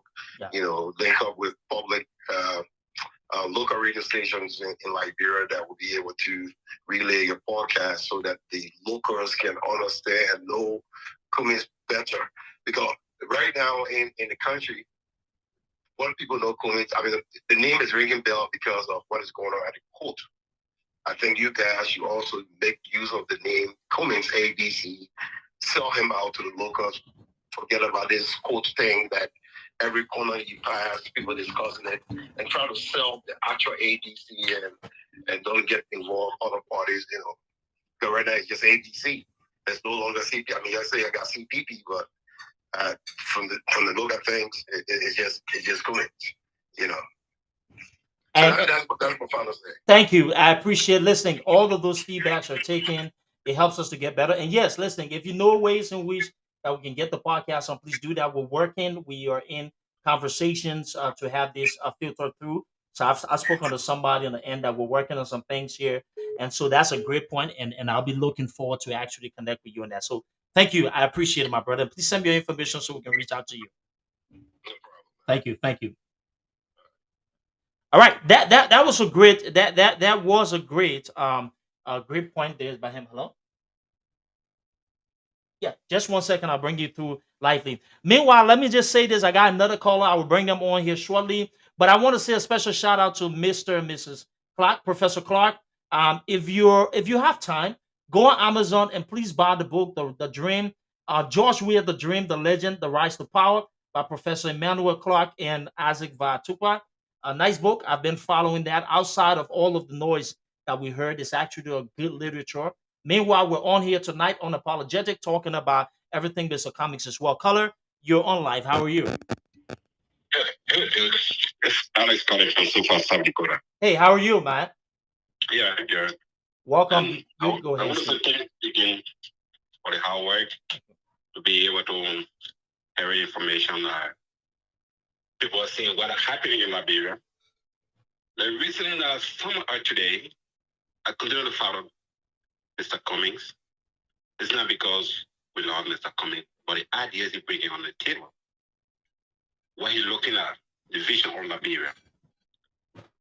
These are some of the reasons for which some are following Mr. Cummings for the hard work he's been doing since the beginning. I came from the CDC, but from 2017, I left CDC. Again, all my family back home. I'm from Mossorada County, but my parents from Maryland. I have family in Maryland, and all the folks I have in Maryland, 2017, they all voted for Mr. Cummings. So sometimes, I listen to the people we have in the diaspora, they will not be able to vote. But I alone, doing their own campaign, the money that I even bet people, I have you guys got $5. They bet me Wednesday. That's sedition. I raised more than 5,000, other 5,000 sent it back to Liberia. Because some of the folks I talked to, that now, the condition we see in Liberia, I'm asking you, if you believe in me, vote for them. Other 5,000 sent it back home. I told them that if they don't win election, but if they don't win, you're not getting money. But if they don't win, you're sharing money among yourself. And I did that. So for people coming out to say that people in the diaspora, they will not be able to vote. If I alone in Liberia voting for just Mr. Cummings, I alone vote, and I in the diaspora, more than 200%, I can use now be able to vote for Mr. Cummings. So that some of the things that people are not looking at. And because they say, oh no, the people in the diaspora, I'll be going down to go to a campaign. Because the situation we find ourselves in right now, who can deliver Liberia from that situation, I would say, although it will not be perfect, but when I look at money or Kennedy, Mr. Cummings, he can make that happen. And for the fact that when I listen to the man, I don't want to pay. And we're putting that on side, I know. And people who want to pay, that make it like our president taking money of $5 million, and somebody said that money will be used for another thing for the country, and we say no, we try to deviate from that, and looking at people who will bring revenue to the country that will in the United States. If you even make it $20, you're not be able to. You're not qualified for welfare. But all our ministers, including the president, they all getting the benefit, but yet and still, the poor people who need that benefit, they're not getting it. And when I look at the question, I'm looking at Alexander Cummings, and he's saying it each to me. I believe in that. I believe in him that he's going to make that happen. For the fact that they may not want money, but that money will be used for another people. The blind we're having, we see people. Why right now in the United States, we have a lot of people go home, that people can go and work. That's creating job for other people. But all the time, our government officials, they are not looking at the issue. And see, all that they've been doing for Cummings. That coming out of this, coming did this, coming did this. But the truth is zero. No matter what they do, it will not stay in dark. It will come up. So, brother, I say thank you. Continue the show. I'll continue to follow you. I always ask you, you always need to come up. Yes. You need to continue your days. Yesterday, I don't cannot handle days. So, continue, brother. I say thanks. Thank you so much, man. You know, I'm on weekly Wednesday, 8:30 Eastern Standard Time. So please, man, share the link, invite more people on. I'm doing it. Yes, I know. We need all of you, man. We need all of you. And trust me, we're gonna work on getting our podcast on a local radio station. If we have to tweak certain things about it, we'll do that. But your support, I appreciate it. Thank you so much for your contribution tonight. Okay. Thank you. Thank you. Well, that was a great point, but look, and you see, this is why I love our people in the diaspora. He was a former seditious, and he talked about how he supported the Dillon thing and how he went about doing it. And I know a lot of the stories before, right? Excuse me, of the influence that, people in the diaspora have and the way they can use their influence to be able to win votes from Mr. Cummings and to make sure that people can vote in the right manner as well. Mr. Cummings is or will be a great president. We know that. He has all the tools that we believe can transform our country. It is time that all of us can work together to make sure that collectively we're spreading this message.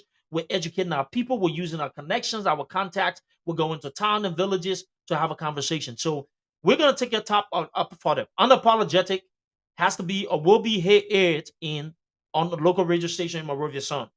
And if you're watching, if you're following, and you need to help us get that there, whatever connections you have and stuff, reach out to me. Let's have a conversation.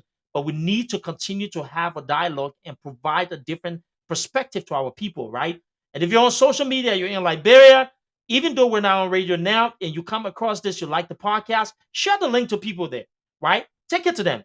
Download the video as well, right? If you want, say, Duke, I need the video for that. I will convert it. I will give you the actual video. Play at Atai centers. Let people listening to it, right? And let's see how best we can spread the message across. So great message, great, contributions from all of our callers. These are the conversations we want to have.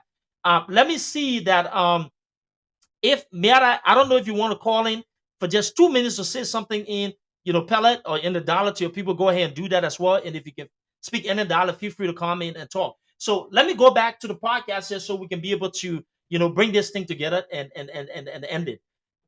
So today we saw Momo, right? Samola, right? And on 50-50 with T-Mac Jate. Wow. Talking about the plot against Yes, Mr. and Cummings. Judas Caesar and Brutus thing. Yeah, and I listened to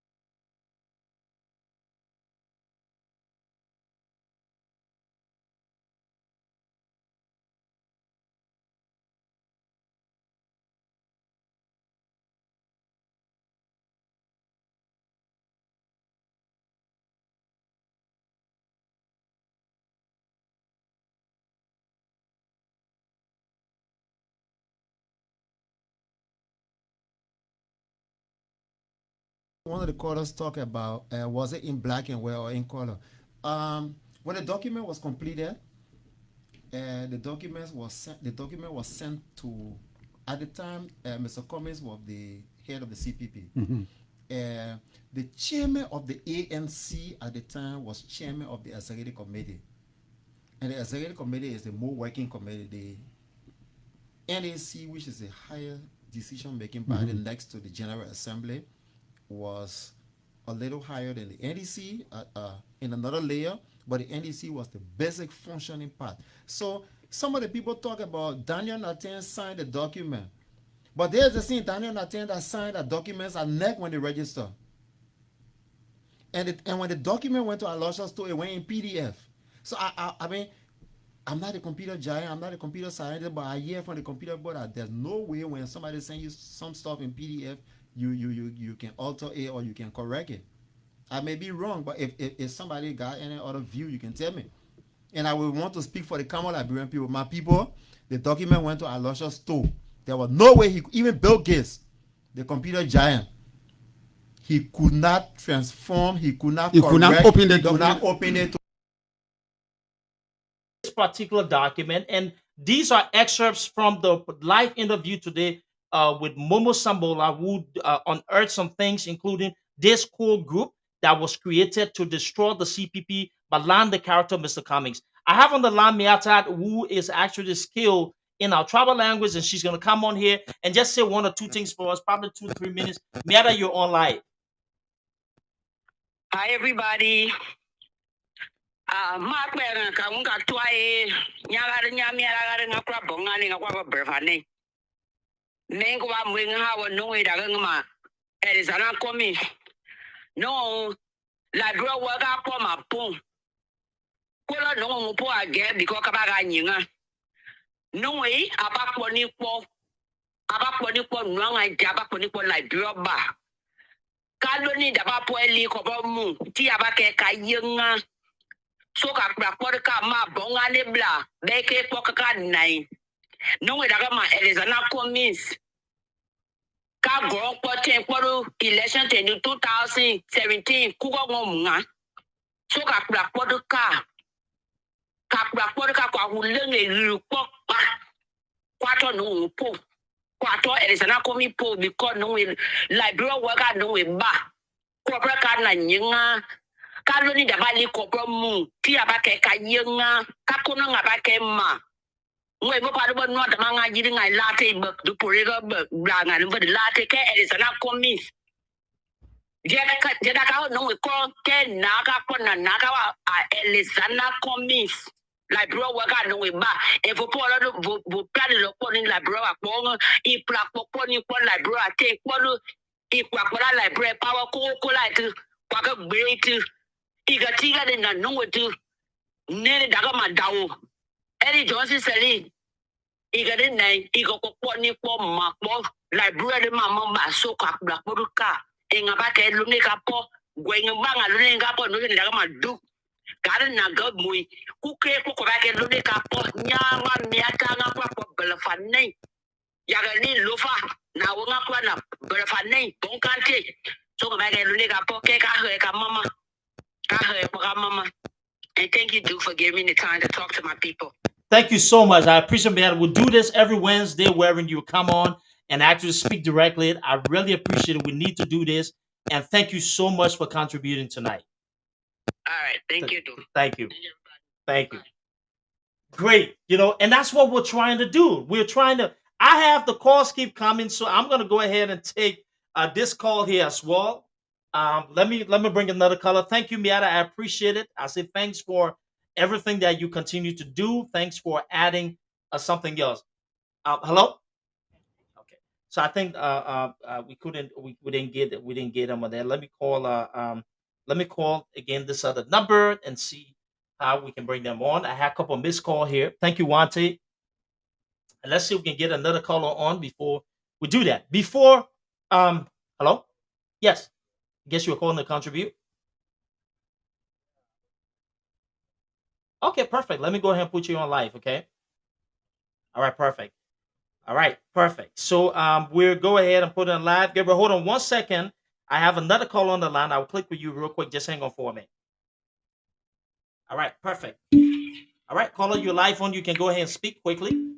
Yes, okay, thank you so much for bringing me on your show. You know, I always watch your show.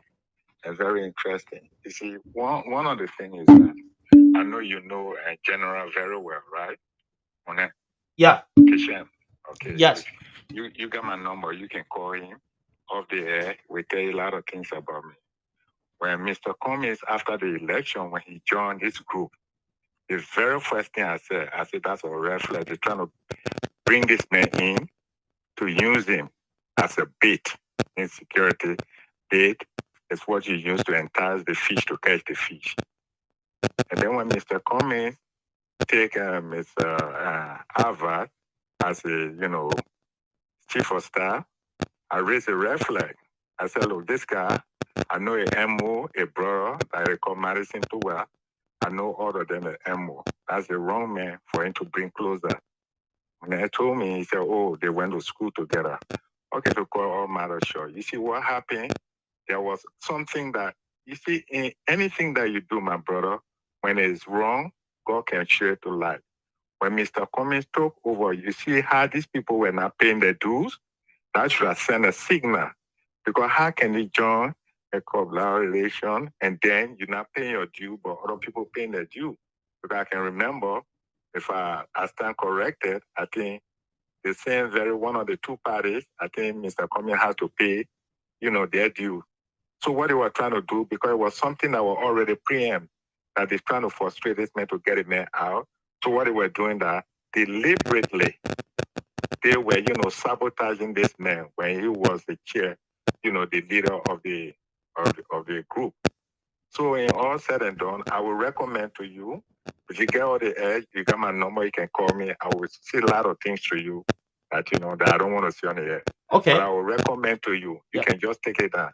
There are 2 movies that they use for training. I'm not going to call, but now you can get it on YouTube. Dave, D-A-V-I-D, is about protecting the president. It's a very interesting movie. That's a politics movie.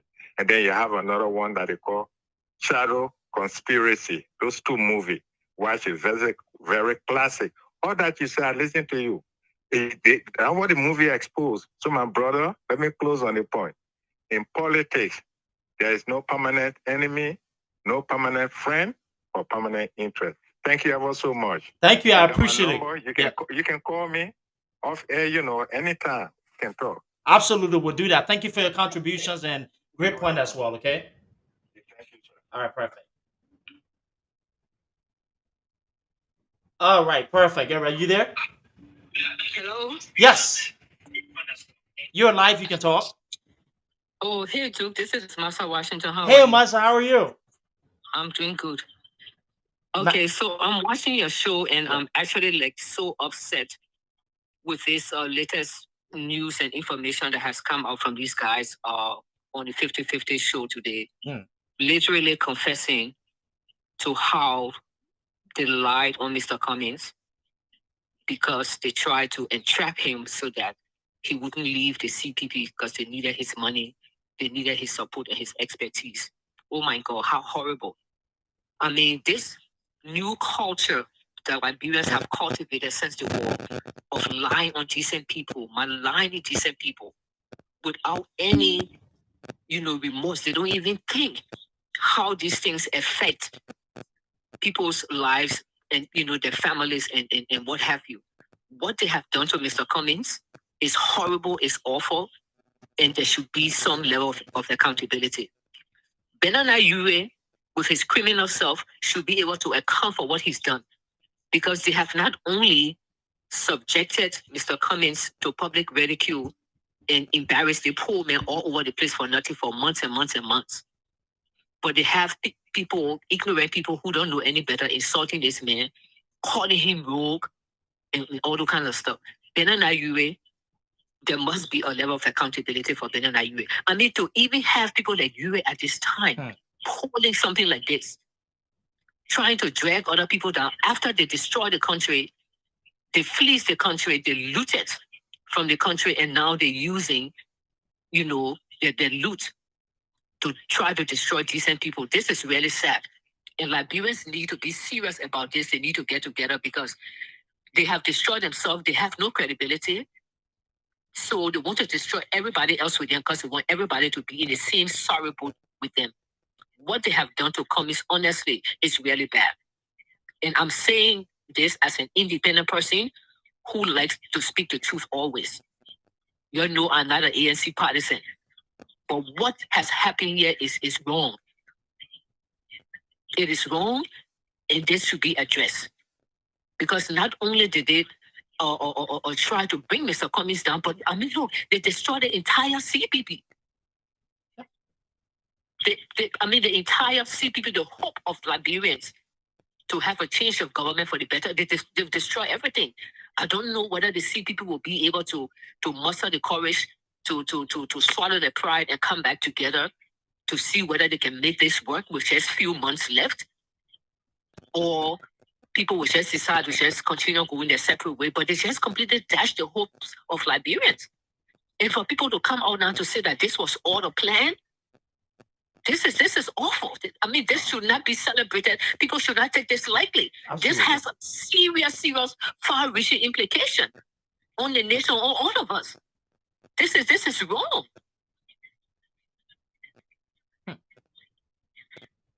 Honestly, dude, this is horrible for people to just sit down. I agree. And craft this level of lies and deception.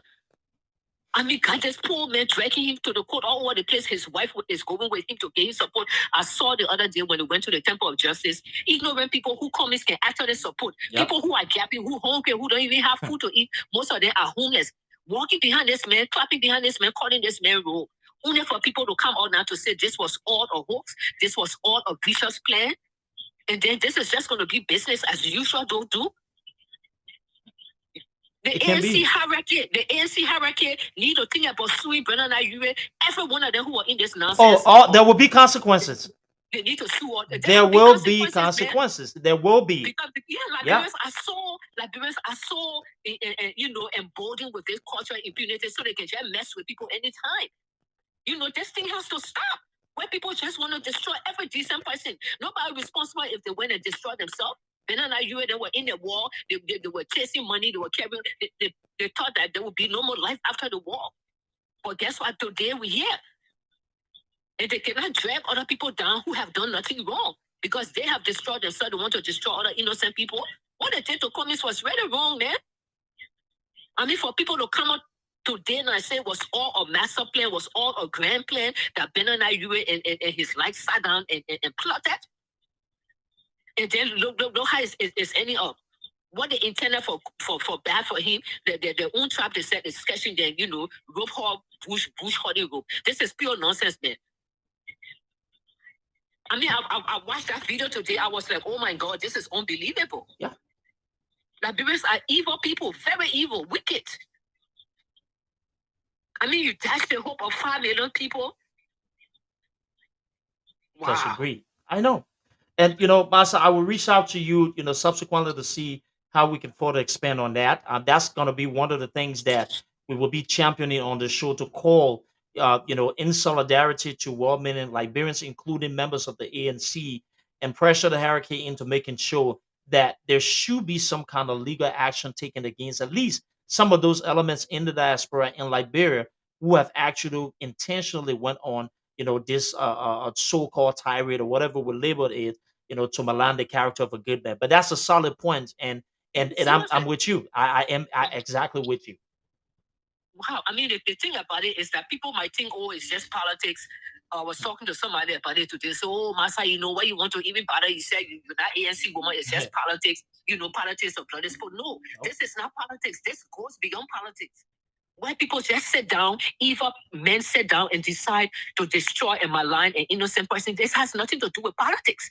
This is not business as usual. You're talking about a whole person who has so much to offer the country, and you come and just embarrass them, man, like this all over the place, and then people want it to be the business as usual, talking about politics. What's up with the implication? This is how innocent people die. Dude, we were there in Liberia during the war. Innocent people die for nothing because people lie on them. Yep. Some of the people who died, they didn't even know why people were killing them because people lie on them. On them. Because people, they wipe out entire families, because people lied on them. Wow.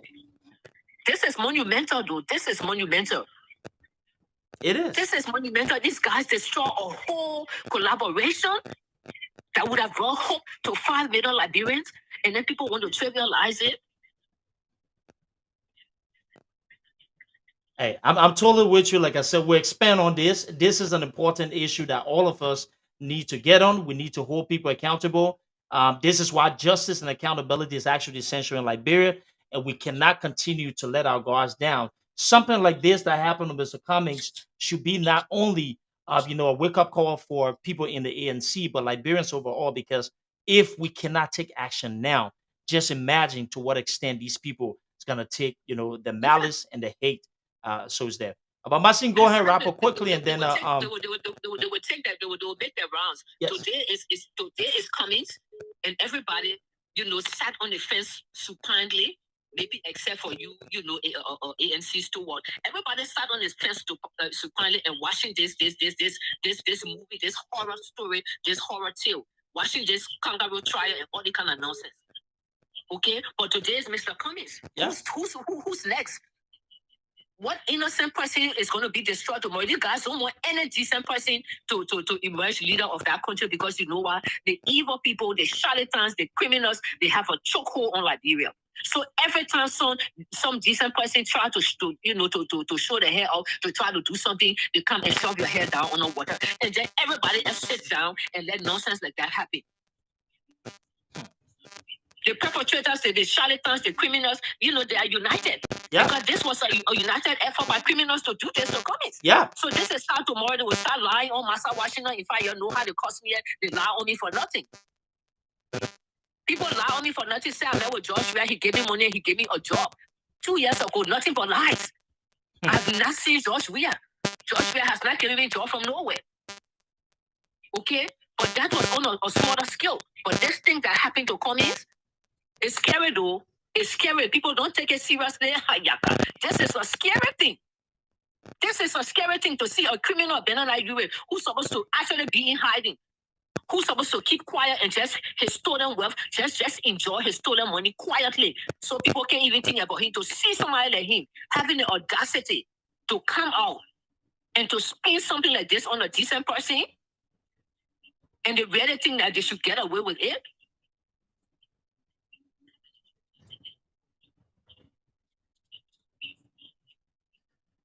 All I got to say, Duke, I'm still flabbergasted. I mean, when I watch those guys, I listen to the thing, they shot me, I'm still flabbergasted.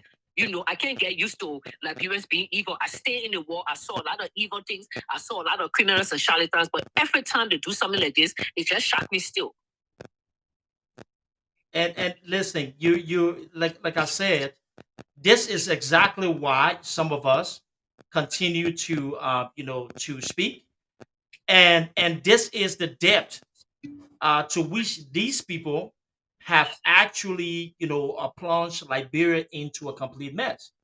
Beyond Mr. Cummings, this is an entire society now that will have to face bigger consequences. And we then learned from the 14 years of civil war. We thought that should have been some kind of awakening for us, but unfortunately, it has not happened. So I totally agree. I am honestly, upset. I am all honestly, like you. I do feel the level of anger, the level of rage of that, and especially about people who have, been at the forefront of, committing atrocities in that country, now still being involved in our society to the point wherein they're not satisfied with the destruction they've created. No, I mean, in any other society, people that been on that Europe would be so quiet, they would be living under the radar because they don't want people to even remember them, to remind them of the atrocities and looting of the nation. In any other serious country, in any other serious society, you will not even hear Benana UNA. You will just be quietly enjoying his stolen wealth and whatsoever. But for these guys to really come out, show themselves, beat their chest, and then come after innocent, decent people, Liberians better be serious about Liberia, Duke. Oh my God, this country is in the chokehold of evil. Yeah. Wow. I mean, that audacity, the audacity. I mean, you're a criminal. And you got the audacity to come out and come after a decent person to the extent where you drag the entire country. The entire Liberia was gripped in this nonsense trial with the communist thing. The entire country was sucked up in it. It's a shame, man. It's a shame. It's a shame. I clearly side with you, and I will follow up with you, Emmerich, and myself to see how we can expand on this. But collectively, we have to raise our voices, and I know there are people who will hear us speak. They will understand that this is for Liberia, and we must all stand up. So thank you so much, and I will connect with you so we can further expand. Okay, Thank you so much. Yeah. Good show. Appreciate it. Okay. Bye-bye. Good night. Wow, that to hear this, my people, this is Marcel Washington, the voice of accountability, somebody who's stuck through taking things in Liberia and just focus on speaking on the issue. And you can tell from her heart, you can tell from how passionate she is that she's really hurt. And I'm hurt like her. Many Liberians are hurt like her because we see that a good man in Mr. Cummings, his character being maligned by individuals who have no other agenda but to continue to hold Liberia hostage. On that note, Okay, what is that? Yeah. thank you. So every day on our podcast, we'd like to bring some kind of snippet from Liberia, including our, tribal, advocate as well, to be able to add a new dimension.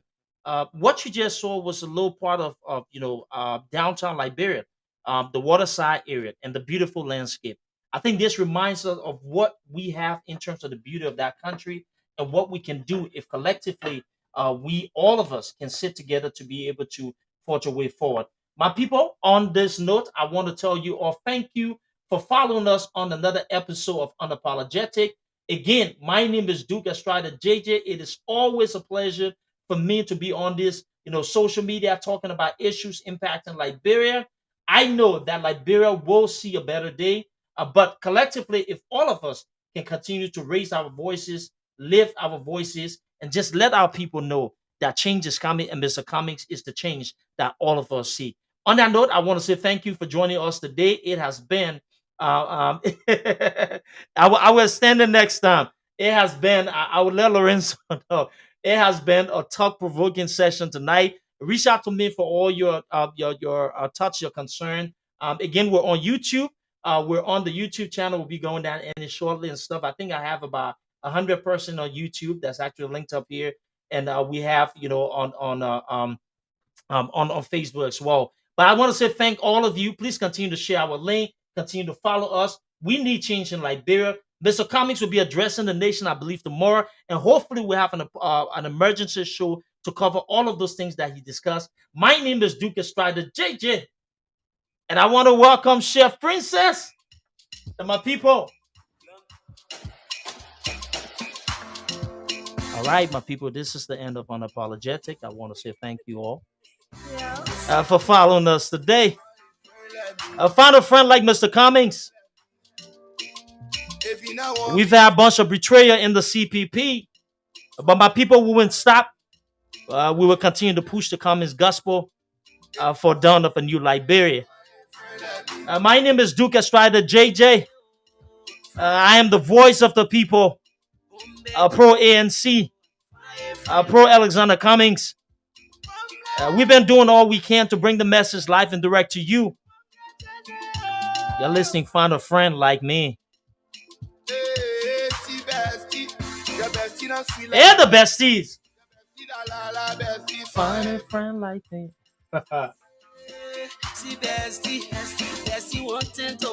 And let me recognize all my people who follow us today. Stephen Sewan, Eleanor Davis. Oh, Eleanor, I'm sorry I didn't see your number. Because of Eleanor business, then I can go. Eleanor, if you want to call back, let me see if I apologize. I did not. Oh, I had a couple of calls here. I apologize. Next time we'll jump on this. I apologize. I really, really apologize that I missed your call. I will work on this next time, and we'll see how best we get this done, okay? Meanwhile, while you're here, please be here on every Wednesday, 8:30 Eastern Standard Time.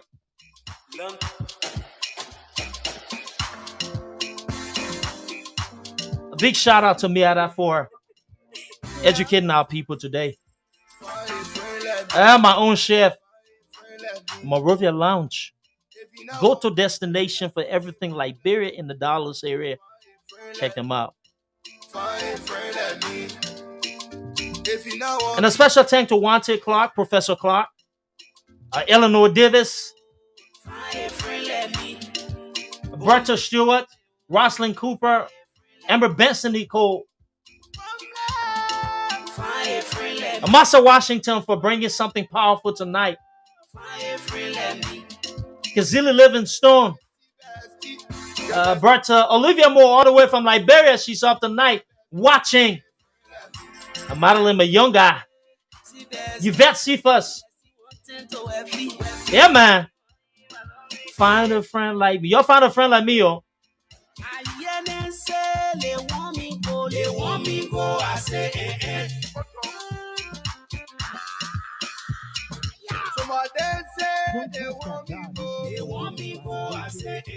This is another episode of Unapologetic. There's some French in the CPP, my people. Thanks to my YouTube people. I want to say thanks for following on the YouTube channel. As you exit off here today, we want to say thank you. We're marching on to 2023, so Unapologetic is going to be on your time frame, on your radar, 8:30 Eastern. Mark the calendar. Bring more people in. We got to talk, my people, and we need all of you to continue to follow us. So thank you so much. And also follow this on Patreon as well. I see our Patreon link just, became active too as well. Thank you all for following. Again, my name is Duke Estrada JJ. It's been a pleasure. And this is how we'd like to bring to an end Unapologetic.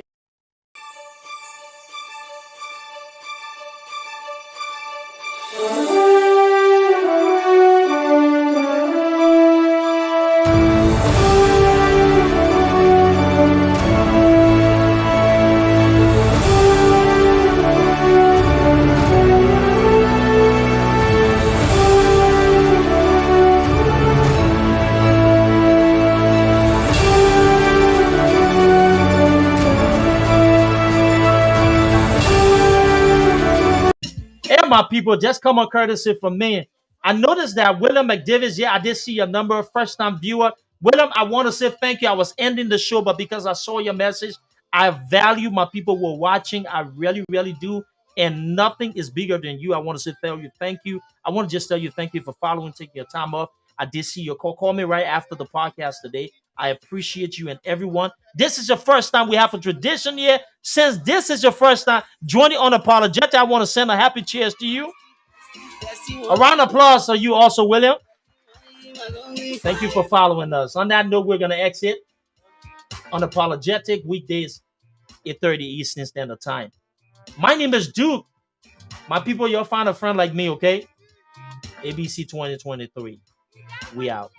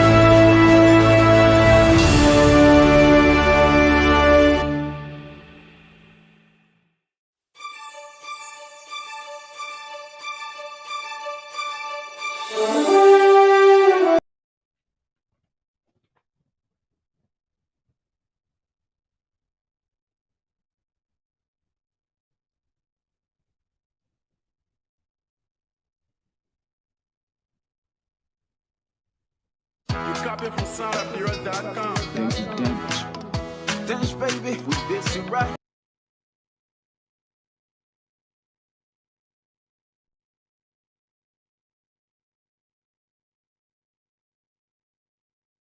The money came soon and said nothing is stopping me. Money plenty. I'm a baby. I guess for the God, I'm a baby. Nobody, I'm a baby. I guess for the God, I'm a baby.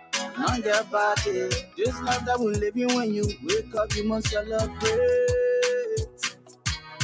Life too short, make money, man, begin celebrate. Celebrate, oh. Haters will hate, lovers will love. Baby can't wait, she ready to go. Remember dreams, money sweet. My wire ways, money sweet. When the money infinite, I will go bring some more. When the love low, I will ask some more. I enjoy it, that's how you can play. I enjoy it, your waist not play. See how you found, from head to toe. This love here, how you can get cold. I will spend it. I eat my money, I will spend it. Let the liquor kick away. I feel like drinking, nothing is stopping me. The money came soon and said nothing is stopping me. I'm a baby. I guess for the God, I'm a baby. Nobody, I'm a baby. I guess for the God, I'm a baby. Not get body. Me la la la la la la la la la la la. I'm drinking all of my sorrow because I won't be fresh for tomorrow. The well bring it, sir. My black diamond bring her, sir. Your opinion can't do me nothing. The way you feel about me ain't do me nothing. I'm a blessed child. Where I happy I can get ya. I'm a blessed child. Where I happy I can get ya.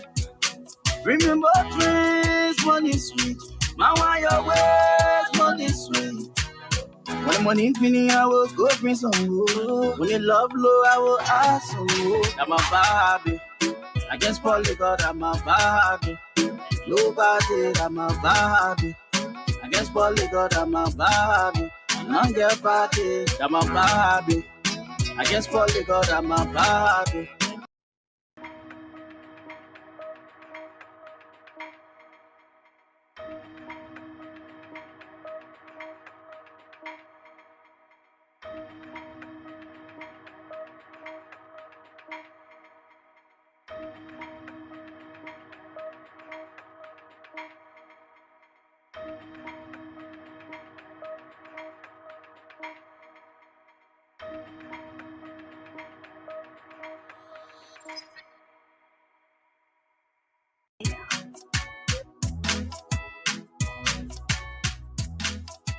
You copy from soundaperiod.com.